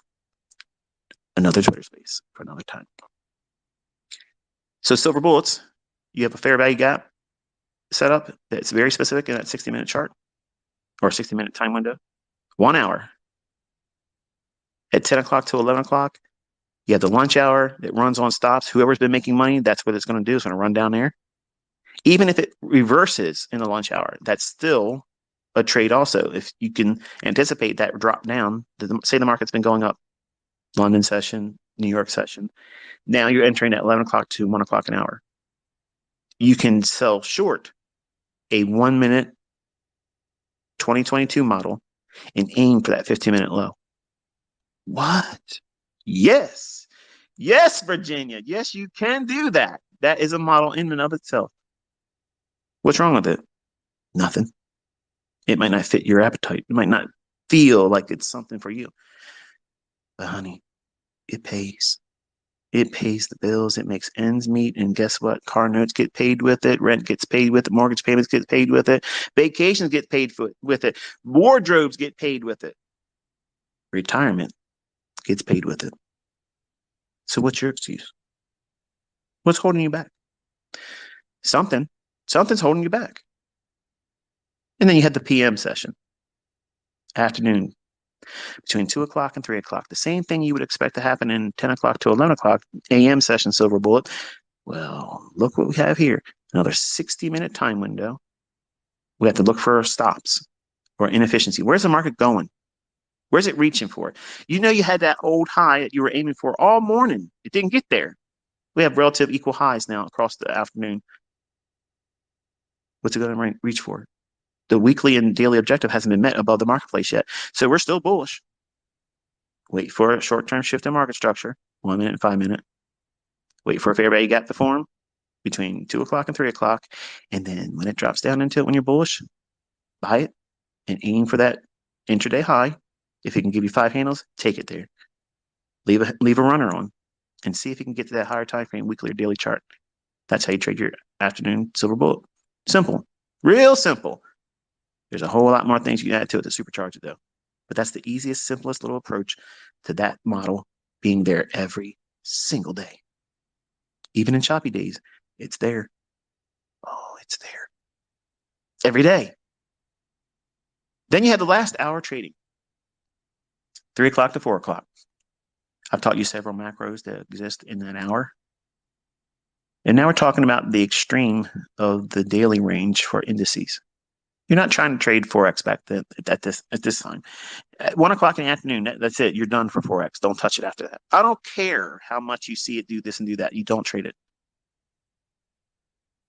In London close between 10 o'clock and 12, I apologize. I skipped over that in all my fever pitch about everything that's really outside the scope of this Twitter space that I had in mind. That 10 o'clock to 2 o'clock is the extreme range end of the daily range for your Forex trading pairs. It can extend to 1 o'clock, but generally between 10 and 12 New York local time. You can finish your whole business there and be done. But as an index trader, you're entering the lunch hour. Now you roll out of, say you're a Forex trader, and you want to trade the London session and New York session for Forex. And now you know that Forex goes a little bit colder the rest of the day in the US hours. Stop trading Forex, roll over into indices, trade the lunch hour. Where's the 15-minute stop? Where's the stops? Who's made money? Where are they leaving their stop? Because it's resting right in the marketplace, and the algorithm will gladly go down to it or go up to it, and there it is. There's a setup there. Then we get that last hour. That's making the high or low of the day for index futures. Not all the time, most of the time. Unless it reaches the daily or weekly objective intraday, and that will be the high or low of the day. If it has done that, then the afternoon last hour trading has to be traded from a scalper's mindset, looking for a 15-minute high or 15-minute low or 15-minute inefficiency above or below the marketplace. And that's your target, and be content with it. Does it offer you 5 handles? If it does, get it and be done. So I've walked you through a daily range, mentioned the characteristics. They're very generic. Do you think about price like that? If you haven't been thinking about price like that, now you should. Because in my mind, the inner musings of the ICT, when I'm watching the daily range form, I have all these thought processes in my mind, and I'm anticipating certain things based on the logic I've showed you and talked about here. I am not surprised. I am not taken back in a gasp when the market does something at any one of these times of the day. I'm expecting all this stuff. But anticipating it and entering the trade is 2 different things. In the beginning, you need to just sit still and watch. And you desensitize yourself. You remove all the doubt, all the fear, all the trepidation about you being able to do this. Oh, it's rigged, it's fixed, it's fake. He only shows you the winning trades. He this and that and that thing. You have all these excuses that you have to sort out. All that's put to bed when you start seeing it happen over and over and over again. When you start seeing it live, pan out to script. Whose script? Mine. Not Elliott's, not Sam Siden's, not Wyckoff. Mine. This market is absolutely predictable. But there's times when the market's going to be a little fickle. This is simply going to give you the setups that you like to see. New York session, optimal trade entries. London session, Turtle soups that shift into 2022 model or optimal trade entry. Breakers really do well in London. Reversal market profiles in New York session. Once the targets on the weekly and or daily chart is met and reached, chances are we have an intermediate term high or low, and then a breaker can be forming there as well. You see how you can anticipate all this stuff?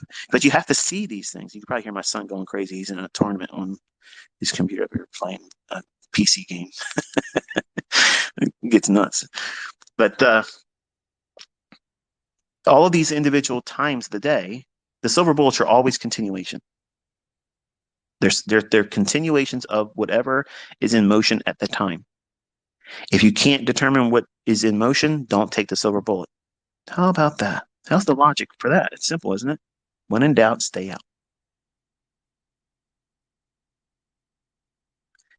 So we walked through how to go into the time of day, what time frame of the day, all these different sessions. When are you going to set up shop? What's it going to be for you? Are you going to be a London boy? Are you going to be a New York shirt that trades?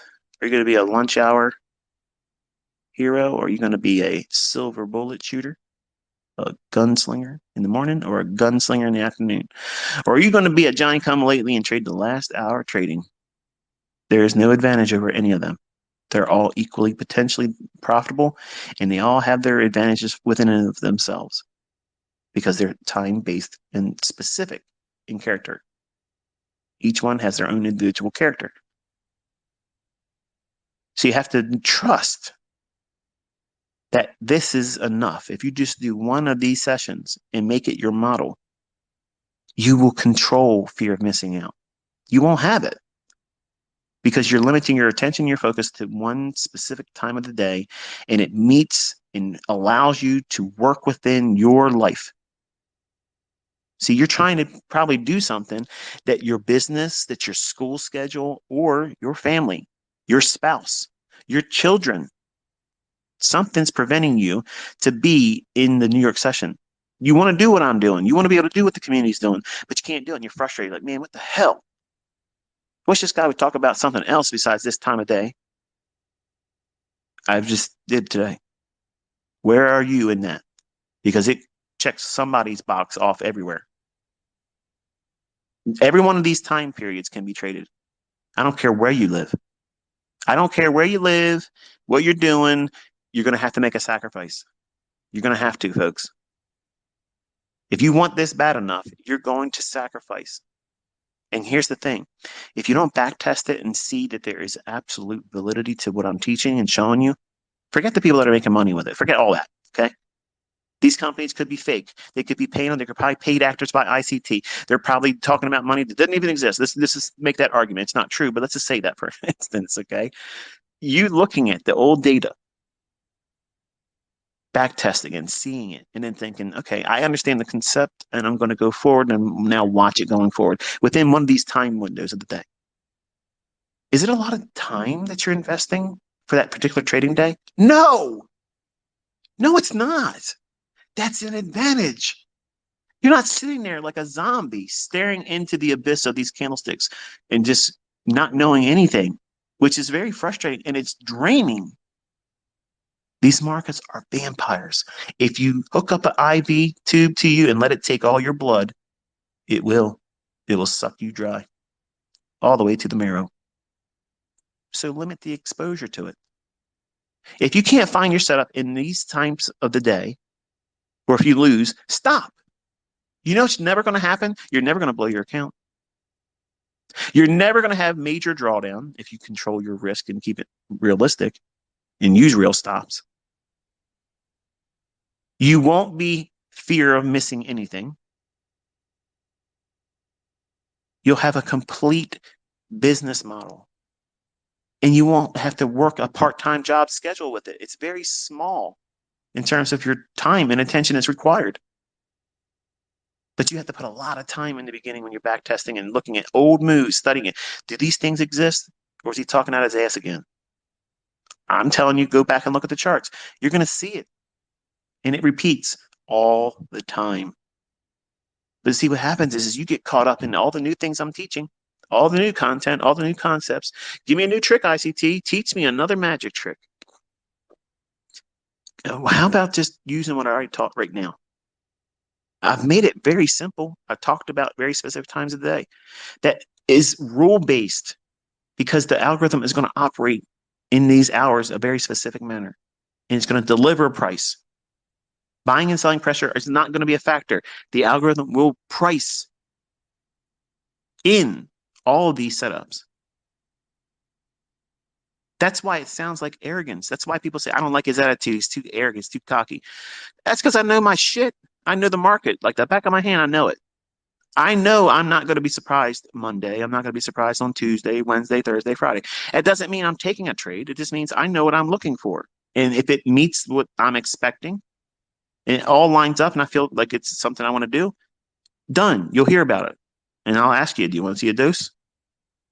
And you'll watch me go in there like I've already seen it before.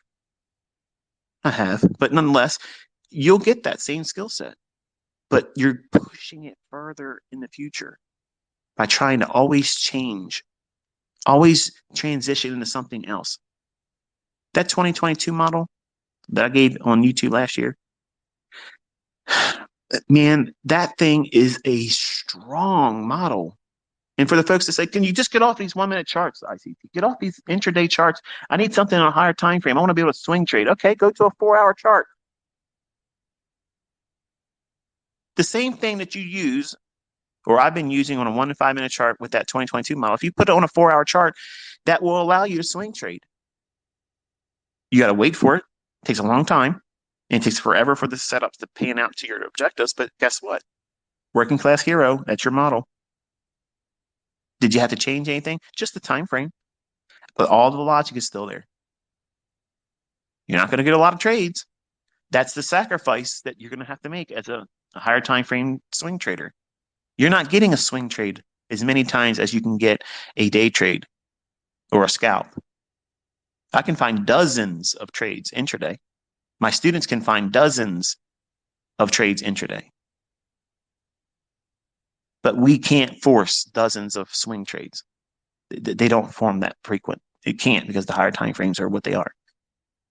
So if you like frequency and to be able to have velocity in your money, you short-term trade intraday. You have no overnight risk, no gap risk. What's gap risk? The difference between where we close at 5 p.m. and where we open at 6 p.m. Where we close on Friday and where we open on Sunday. That's gap risk. In years before, I didn't mind holding over the weekend. I didn't mind holding overnight. I don't do that anymore.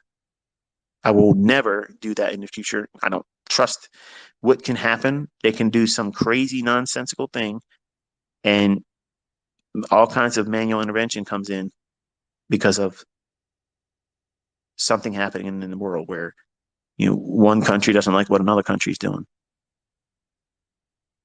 And an event that may or may not be foreseeable occurs and then you're wiped out. A black swan event that we're in those conditions still, and it's getting more and more likely. All these factors make trading much harder. And I know there's competitors out there that like to sell their crap and they like to use me as a sounding board to be able to say, okay, for the people that don't like ICT, come over my house. I got this and I got that. And I can do this and I got cookies. Go over there. I'm not saying don't do that. Go over there. Whoever's trying to get your attention, if you're not happy here, if you're not finding what it is you're looking for here, go do something else. Really do it. You might find something that works for you. I'm not opposed to that. I'm just saying my stuff is superior to everybody else's. And it might still not be effective for you because you have whatever's going on in your head. And if they have something that is useful, that it makes a connection with you as a trader and it helps you find profitability, great. Don't let me be an impediment to that. I'm never an impediment. But if you find profitability, don't come back and try to throw rocks at me and say, you asshole, you didn't teach me this stuff over here. So, I hate you. Whatever. I'm happy that you're making money. That's what this is all about, man. This is it. I want all of you, even the folks that hate me, Even the folks that can't find success in marketing their own stuff. I want all of you to do well because I know what's coming. I've known it. I knew they've been following me for a long time, have known that I've been saying this was going to come. Even when we were in good times, I told you it was coming. And it feels like, oh, maybe it's getting better. It ain't getting better. They're just changing the way it looks because they have a lot more progress to make over the next 18 months. Central bank digital currencies are coming. Your money is about to change and turn into something that you don't recognize. And it will have an on and off switch. You don't perform or behave the way they want you to do, you can't spend your money the way you want to spend it. And they're going to get control of everybody like that. Because you can say, I'm not going to do this and I'm not going to do that. I'm going to resist until they turn your food purchasing power off and you have children that are starving. And suddenly everything else that you've said in the past is going to mean nothing because you're going to make sure your family's fed. Like I said, I don't have all the answers, but I'm doing whatever I can to have a clear conscience that if it's feasible for us, there's nothing guaranteeing that trading is going to be accessible like it is right now. These funded accounts, regulation can come in, change all that. Or it could be permitting it and then allow that type of thing and be regulated. Or we could have something happen where it disrupts the markets for a while. Imagine just for a second, and in closing, I want you to think about something here. If someone were to told you that the whole world was going to come to a screeching halt over something that was invisible, had the ability to kill you if you stood up in a restaurant, but it was okay for you to sit down in a restaurant. So it was only effective at certain heights while in a restaurant. That the event, okay, that startled everybody into thinking the end of the world was, right here upon us, and we're all going to die from some plague. And every global industry came to a screeching halt. You couldn't travel, you can't go anywhere, you can't do this, can't do that. If someone would have told you that was going to happen a year before, 2 years before, and that we wouldn't be allowed to see people at funerals that we loved, we couldn't visit them in the hospital, we couldn't do anything, we couldn't even go to work unless you had this remedy, they said, you all would have laughed and said, there's no way in the world, no way in the world this would ever happen. And yet it did.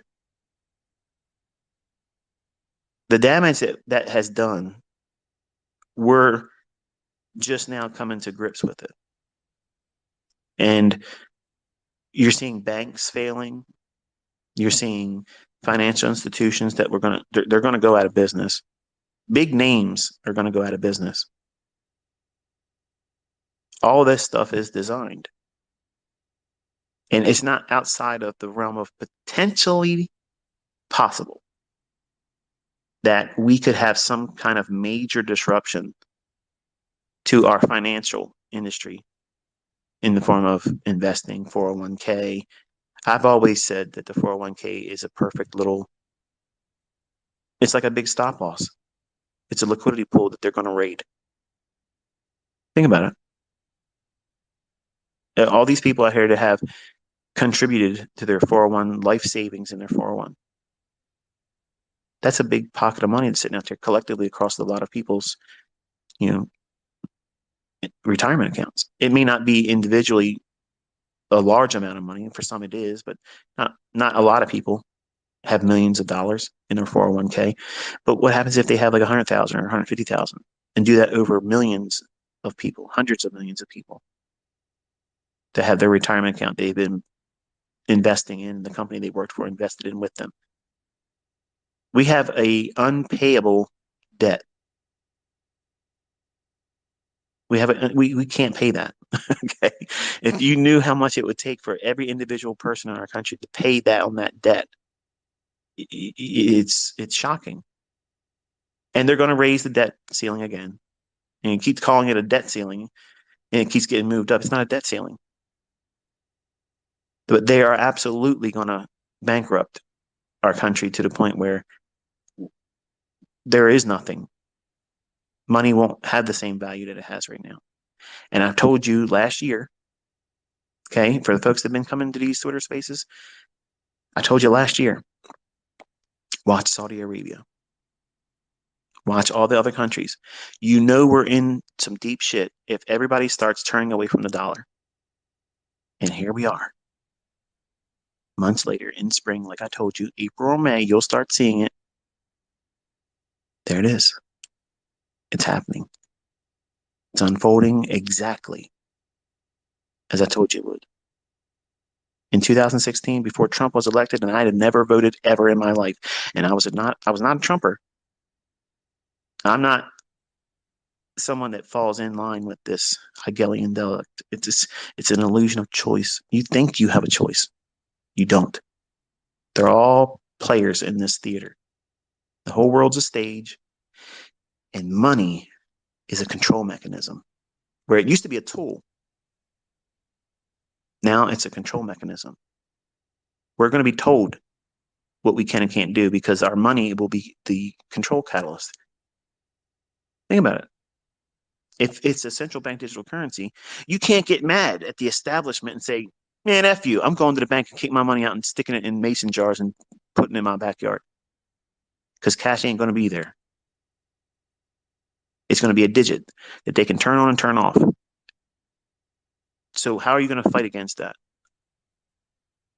You can't, which is the reason why they're doing it. We want to put everybody in a system where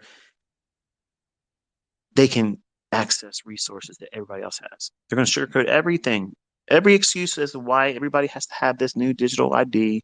They're going to have all these new things that locks your money up, and you can't ever take it away from them.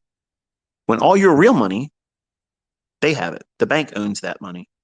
Everything that I have in the bank isn't technically mine until I have it in my hands. And it's going to a cashless system. I told you all this stuff years and years ago, and we're seeing it. And it's not just in America, it's every country that's going to roll out a central bank digital currency. And yeah, and South Africa said, well, we're resisting it. You're resisting it for a little while, but it's going to happen whether you like it or not. It's going to happen, folks. It's happening. They're going to be able to stop everybody from protesting because food and money will be controlled. And I don't know all the answers. I don't even know if you being successful as a trader will be enough for some of you. But it's the only thing I can do to feel like I'm doing something positive and not have a guilty conscience. And I'm not exempt. And anybody else out there that has money is not exempt from this. And I am very controversial in the things I talk about. And the more time I spend on social media, the more likely I'm going to say something that's more controversial. And they're going to be adopting a social credit score. Just like in China, that's what's coming here in America. And it's going to come to your neighborhood and your state and your country. It's going to be there, whether you're Republican or not. It's happening regardless. You can't stop it. It's going to happen. So I'm going to be removing myself. I'm trying to get through this year. I'm hoping that I do have the time to get through to November. But I need to take care of my own house. I need to take care of my own family, my own friends. My attention is going to be needed when all this stuff gets really fever pitched. My family members are going to be stressed out. And if my attention is diverted to all of you doing things that it's not necessary for me to do these things, I don't need to do these things. I'm doing it because I want to have a clear conscience when everything's going on and it's knee deep and it's hard for me and all of you. Me having a lot of money in a bank doesn't exempt me from them controlling what we do and how I live my own personal life. If I'm on social media and I say the things I'm saying right now, well, I'm not saying, resist and do this and do that because I don't think that you're not going to stop it. That's my point. You're not going to stop it. And people that think that they can vote their way out of this stuff, you're not voting anything out of anything. Any person that ever gets in leadership now, they're all part of the World Economic Forum. They're all selected. It's been like that since Reagan. You just didn't know about it.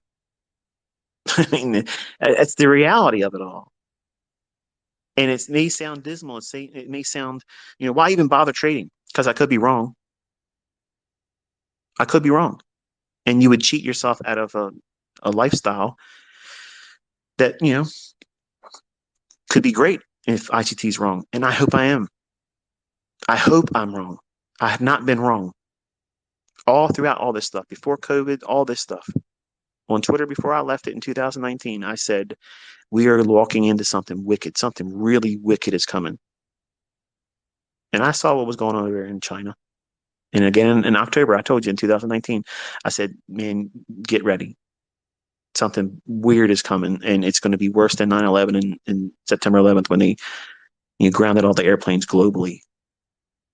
Everything changes then. The world hasn't been the same since 2011. When I say in 2011, 2001, September 11th, 2001. That day started all this. Everything changed that date. The world slowly started changing. In the world prior to 2001, when the World Trade Center buildings collapsed, that has never been the same. And we're never going back to that. We're not going back to the way it was in 2019. We're going into a world that is very closely identified with that book, 1984, which is why I told everybody years ago, read it. And you'll start recognizing where we are, where we're heading, and we're heading there. So having another way of making money is a good endeavor, I think. That's the only way I think you can prepare for it. Learn how to grow your own food, be self-reliant. And if you live in cities like that, it's probably gonna be very difficult. So hopefully you have enough time to change your lifestyle to get yourself out of those cities, go into a little bit different, a rural setting, away from the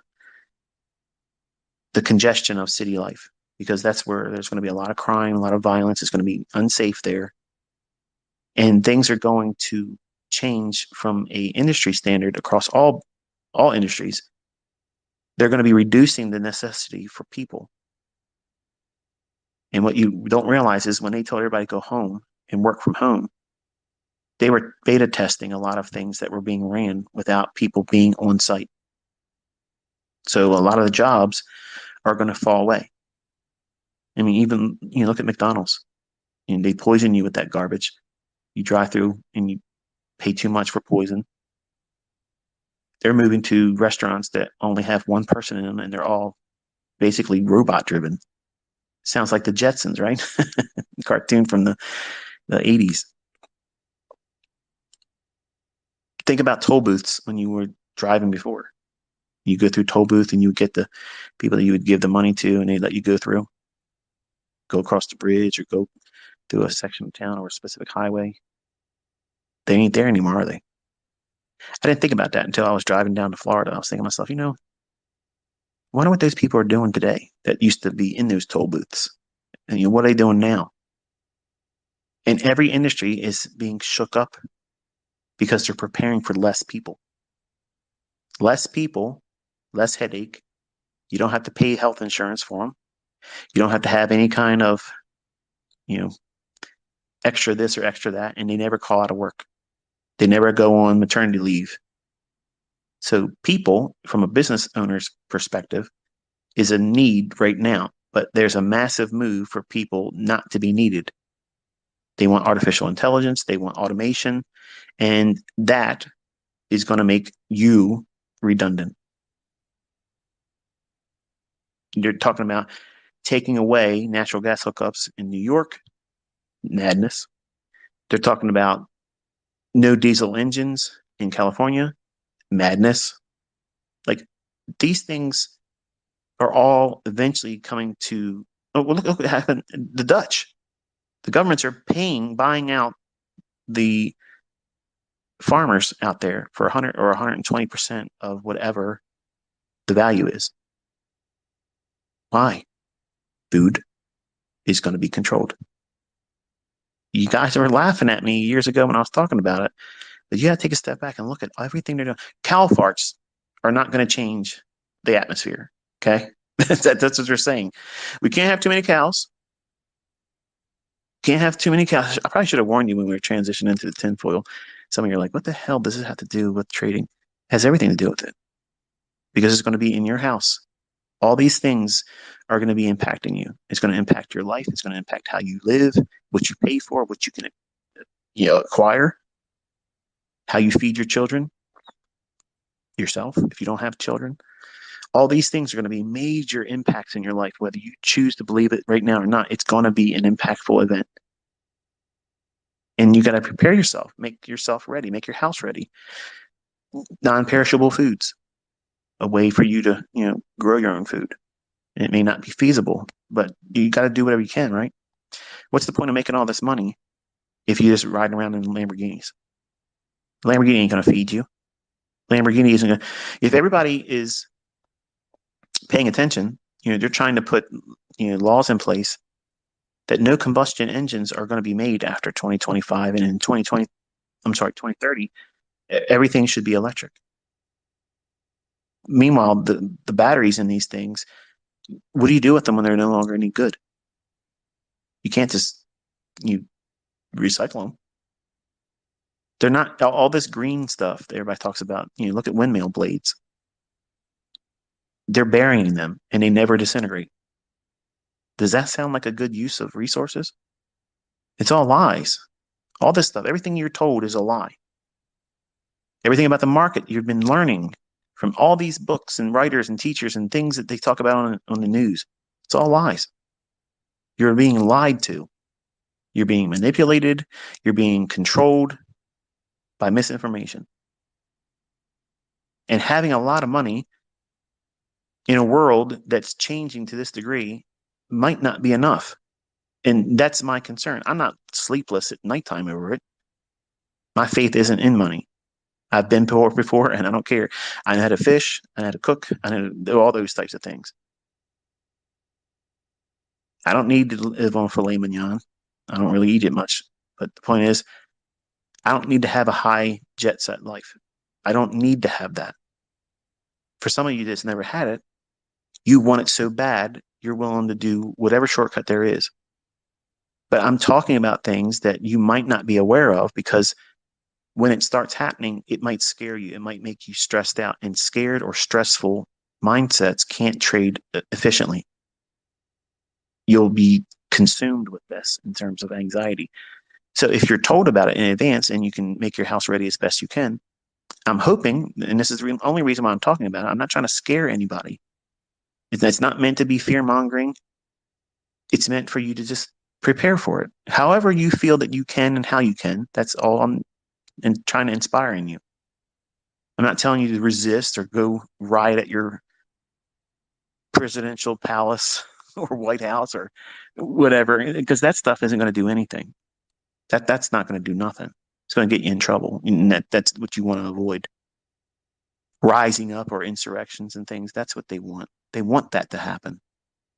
They want that very thing to happen because that's going to allow them to usher in more control measures with finances and civil control mechanisms. You can't do this. You can't do that. You can only go outside at this time. Down in Baltimore, I don't live in Baltimore. I've never lived in Baltimore. But locally, they have a curfew. If you're this age, you can't be out past this time. If you're this age, you got to be home by this time unless you're going to work. Really? Are you going to be comfortable with that? You can go outside at this time, but not this time.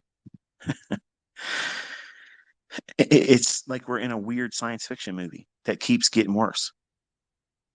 And just because the World Health Organization, WHO, removed the COVID restrictions, and now they say there's no more pandemic. There wasn't a pandemic. They had ran a beta test on things to see how far they can get things done, and now they have conditioned. There's people still driving around in cars with the windows up with masks on, and that's a unfortunate thing. I look at my wife all the time and she sees it too. And she's like, they watch the news and it scares them. And they're not old. I can understand an elderly person thinking, okay, I can't afford to catch anything. It is what it is. I understand that. These people are young, and your mind is a battlefield, and they're coming at you with everything now. War, rumors of war. They're going to invade. What happens if this and what happens if that? They're trying to scare you with weather balloons. Oh, there's a balloon flying over top of the country. Look, you think China or any other country would use a balloon to navigate and take pictures of? They can do that with satellites. There's so many. There's like 30,000 satellites above our planet right now. You think they can't scan through and see what we have in terms of military bases and how much artillery we have this there? That balloon stuff, it was just a distraction. Watch what they do with that information. It's going to come back up again. You're going to see more of that silliness. Oh, we shot down an unidentified object. Oh, yeah? Right away, everybody's thinking it's ET, some UFO. Like they're literally wearing us down with all this nonsense, constantly keeping you distracted while they're bankrupting every country's currency to usher in a digital currency where they have complete control of you, how you spend your money, where you spend your money. And if you don't listen to them and comply, they just turn it off. What are you going to do? What are you going to do if they do that? What kind of response are you going to have for it? You're going to get angry. You're going to go on social media and complain, and then they're going to do what? Affect your social credit score because you did that too. It's a way of taking away free speech. It's a way of controlling people. And guess what? There's nothing you or I are going to be able to do to stop that. There's nothing, zero, that you're going to be able to do to stop it. So losing control of yourself emotionally over it, either by fear about it right now or getting angry when it happens, you have to find a way to stay in control of yourself and shut your mouth. Not because you're licking the boots, but because why make a target of yourself? Especially if you have kids, if you have children, if you have a family that's depending on you. I don't want to have any more than what's already going to come. And I don't hold back what I think. I say what I think, and it is what it is. So if I remain on social media, all I'm going to do is put a target on myself and just look around, see what they're doing with people. I don't, I've always been controversial in trading, but I don't want to be a reason for people to feel like they got to reach out and touch me and upset my family life, my personal life. I've already had enough intrusions in that from goobers. But the world's changing, folks. It's changed 20 years ago. You just haven't recognized it because the progression was very, very slow. Small incremental movements. It's not perceived by the average person because they keep you distracted with the football games and all the sporting events and all the drama and keeping up with the Kardashians, giving you all things dramatized over about other people,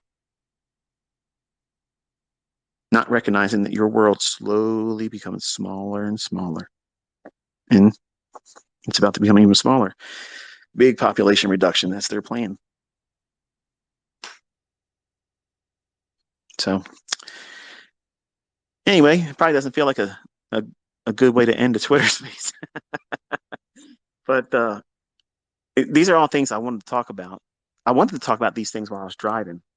I have a headset that I could have been talking while I was driving, and it would have been completely legal and undistracted driving.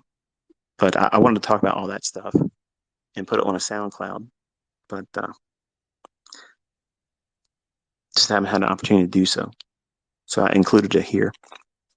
Those individuals that were not interested in this kind of stuff, they probably already turned off the Twitter space or they're unsubscribing me and whatever. It doesn't matter. It ain't going to stop it. But I tell you these things, and I'm not making any money here. Okay. There's no ads running, there's no monetization.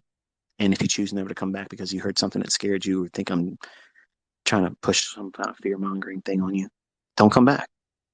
I'm telling you these things that way you can get you and your household prepared the best way you can.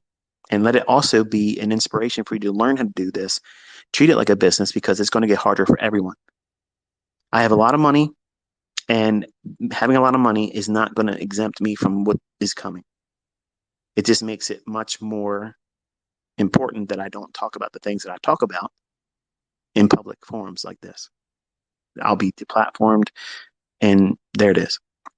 So if my YouTube channel goes down, or they take the Twitter account down, or if I put a SoundCloud out on that SoundCloud account and it talks about these things like this and they take it down, then you know what I've said was absolutely true. And there it is. I won't come back up with another platform to try to be a backup system. I'll just take that as okay. I don't need any more reminder. It is what it is. I've already said all these things anyway, but I'm just trying to be a voice of reason to keep you encouraged to keep doing what you're doing. That's all. I mean, it's easy to feel complacent about going to work every day and thinking that that's that's the American dream. You're getting your bills paid, you're just eking through life, and you can make your mortgage or your rent payment. And this is like a distraction to all that stuff. Listening to me, or pretending that you're gonna eventually be profitable in trading. And that's not what I want you to do. I want you to learn how to do this as a means of secondary or primary income to help fortify, you know, and put in place the things that you would like to have to make existence comfortable and more bearable because times are going to get harder. You know, doing away with natural gas hookups in New York and banning all diesel engines in California, you know, whether you realize it or not, the things that start in these very, very liberal states eventually find their way into other states, even red states.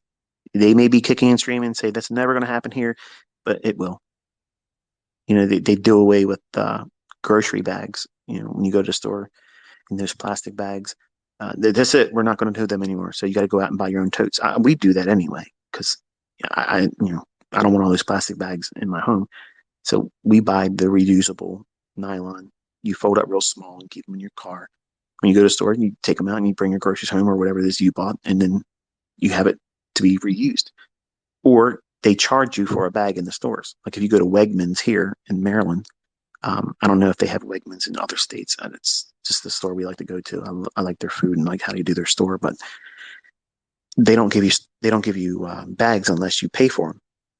Which it's not a big deal. I mean, I could pay for bags for everybody, but the point is, it started in California and it's moved across to other states, and it will all eventually be no natural gas, no wood burning stoves, no diesel engines, no combustible engines. It'll all be green, all electric, and they can all be turned off when you want them to be turned off. Think about it. I saw a video clip short this morning. I was eating something before I came on. It was a short little clip of a guy talking about how a Hellcat, you probably already seen this little short, but the Hellcat, the guy's describing how if someone's going to carjack or steal your car, you push this little button on your remote, your key fob for your car, and then they can start the car up, but the gas pedal doesn't work. Okay, they're going to smash the car. They couldn't steal it, so they're going to smash it all up. But think about the technology they had there. It'll start, but you're going nowhere. Imagine a world where your social credit score can affect you being able to do that too. They may allow you to drive to and fro to work in your electric vehicle, but on the weekends, they turn off access to it. You don't think it can happen? Look what they've done in China.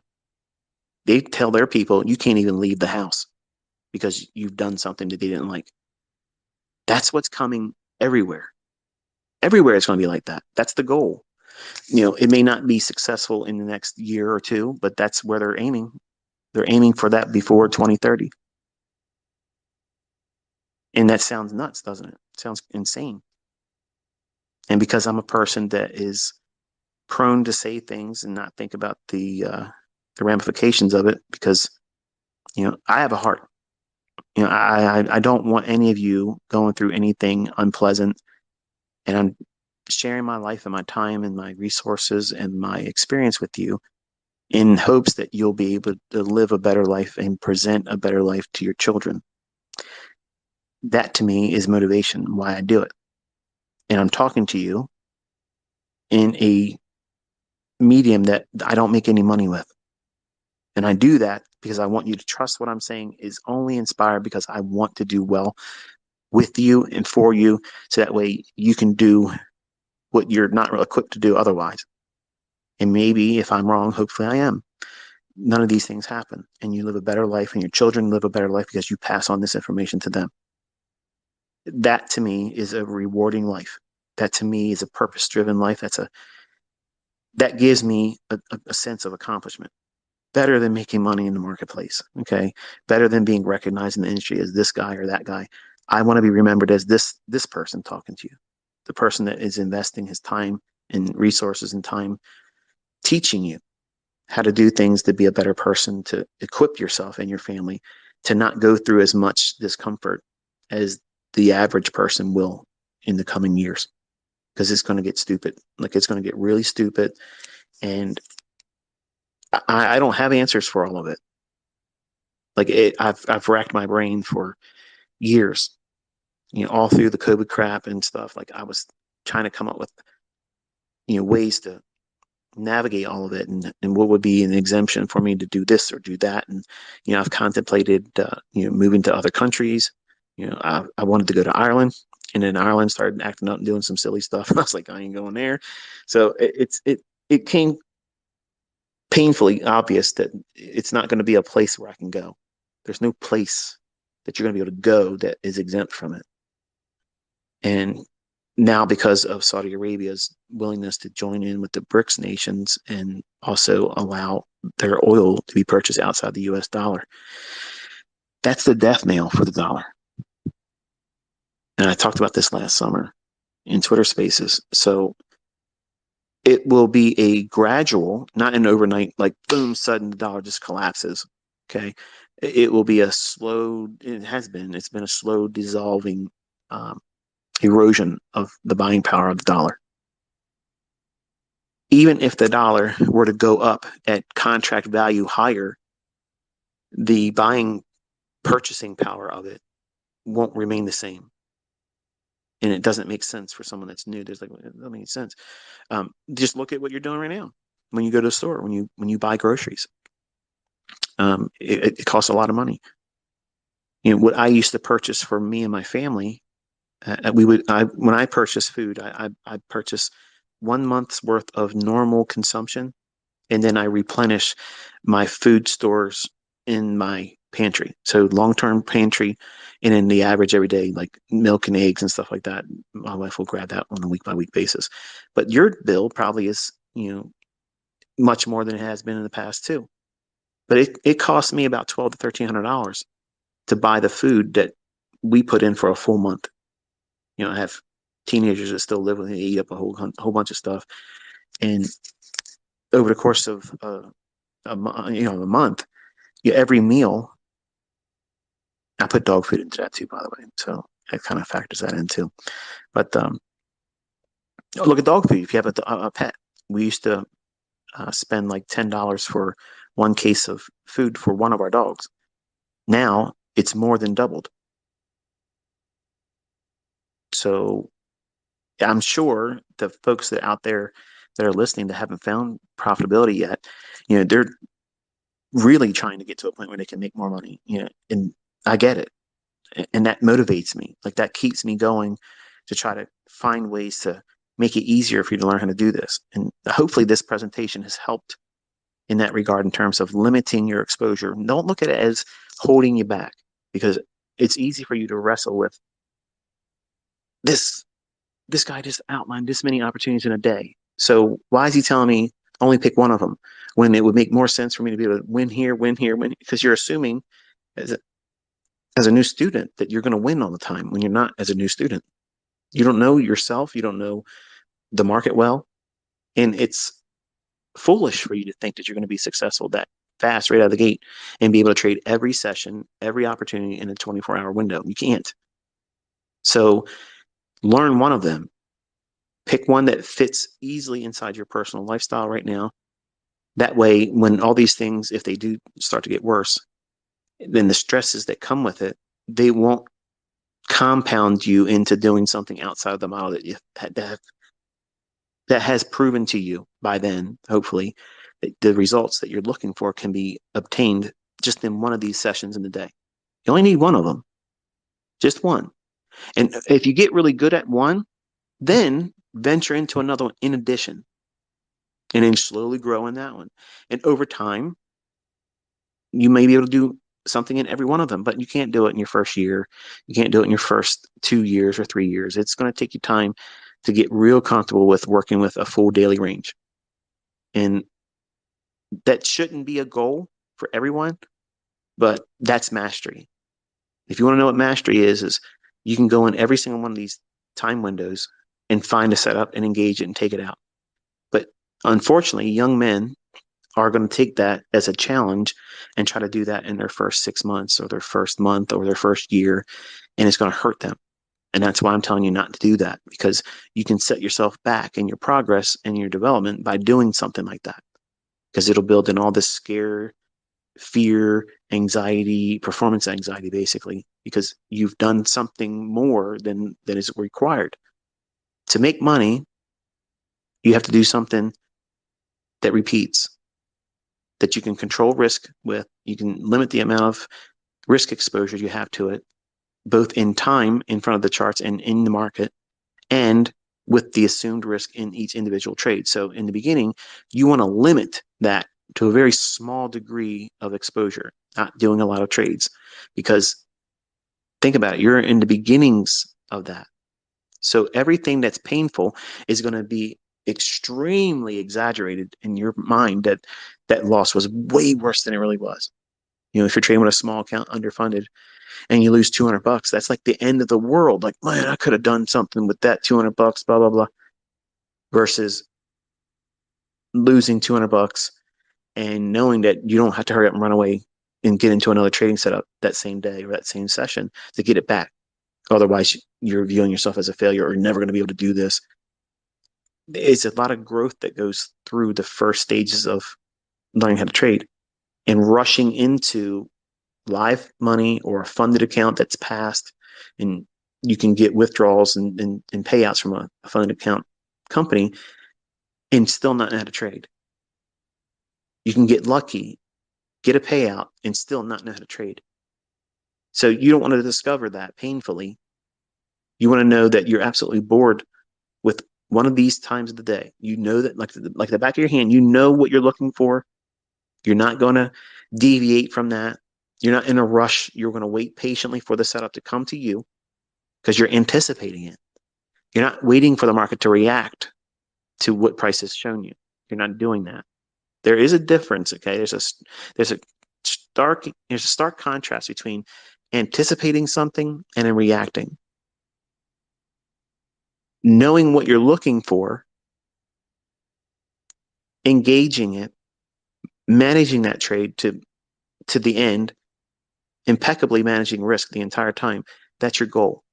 That's the primary focus for you as a student of mine. I don't care what anybody else does and how they teach.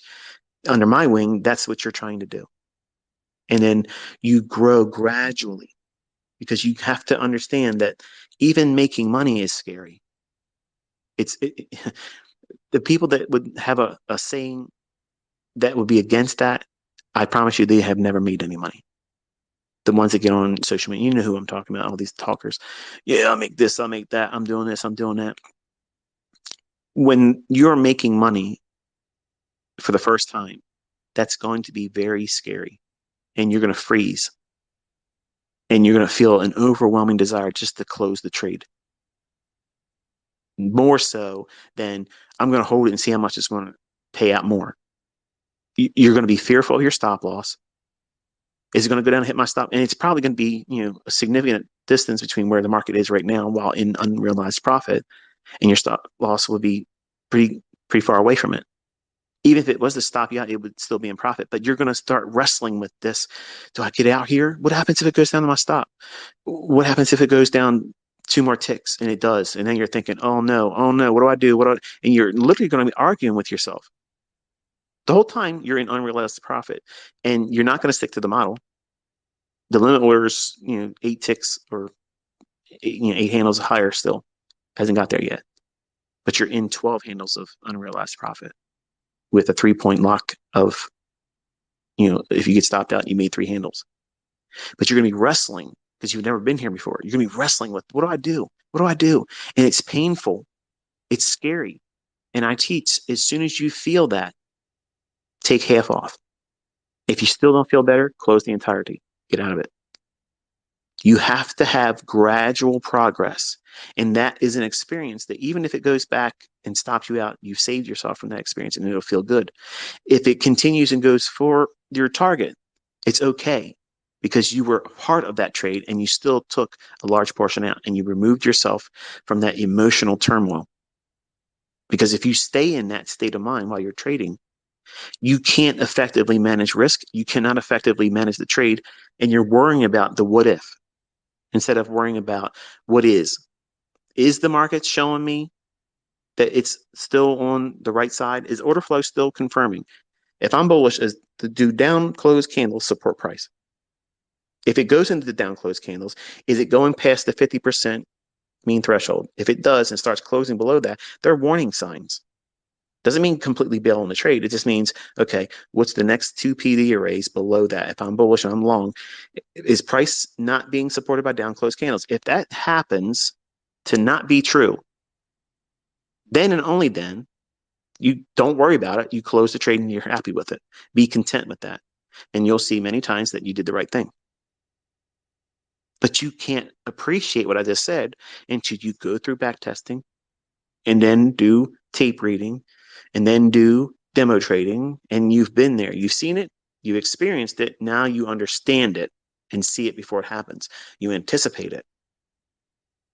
But if you're trying to just jump over top of all that stuff and go into live fund trading or getting past with a funded account and trying to be able to trade a funded account and get withdrawals and payouts by these companies and not know what you're doing, you're going to fail. And you won't understand why you're failing, which will also be a great deal of negative impact in how you think about trading, how you think about yourself as a trader. All those things are going to be paramount to what you do in the next set of trades. And it's going to create nervousness, anxiety, and you'll have fear of getting into a trade. It'll completely lock you down. And you may have just made money. But being in a trade that's making you money and not understanding what it's like to be in that position, it's a scary feeling.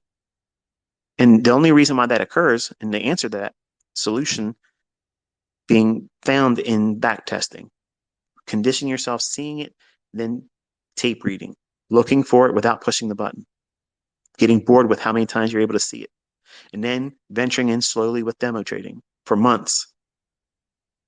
And you absolutely cannot take yourself and I'm going to shortcut it and skip all that part. You can't do it. So hopefully I've given you a ability to focus in on specific times of the day, time-based setups and models that you can employ and use these as a rule-based idea going into the 24-hour trading day and find your unique model to start with in these specific times. Hope you found this one insightful. Enjoy the rest of your weekend. I'll have something for you tonight on YouTube with the new week opening gap. And until I talk to you then, be safe.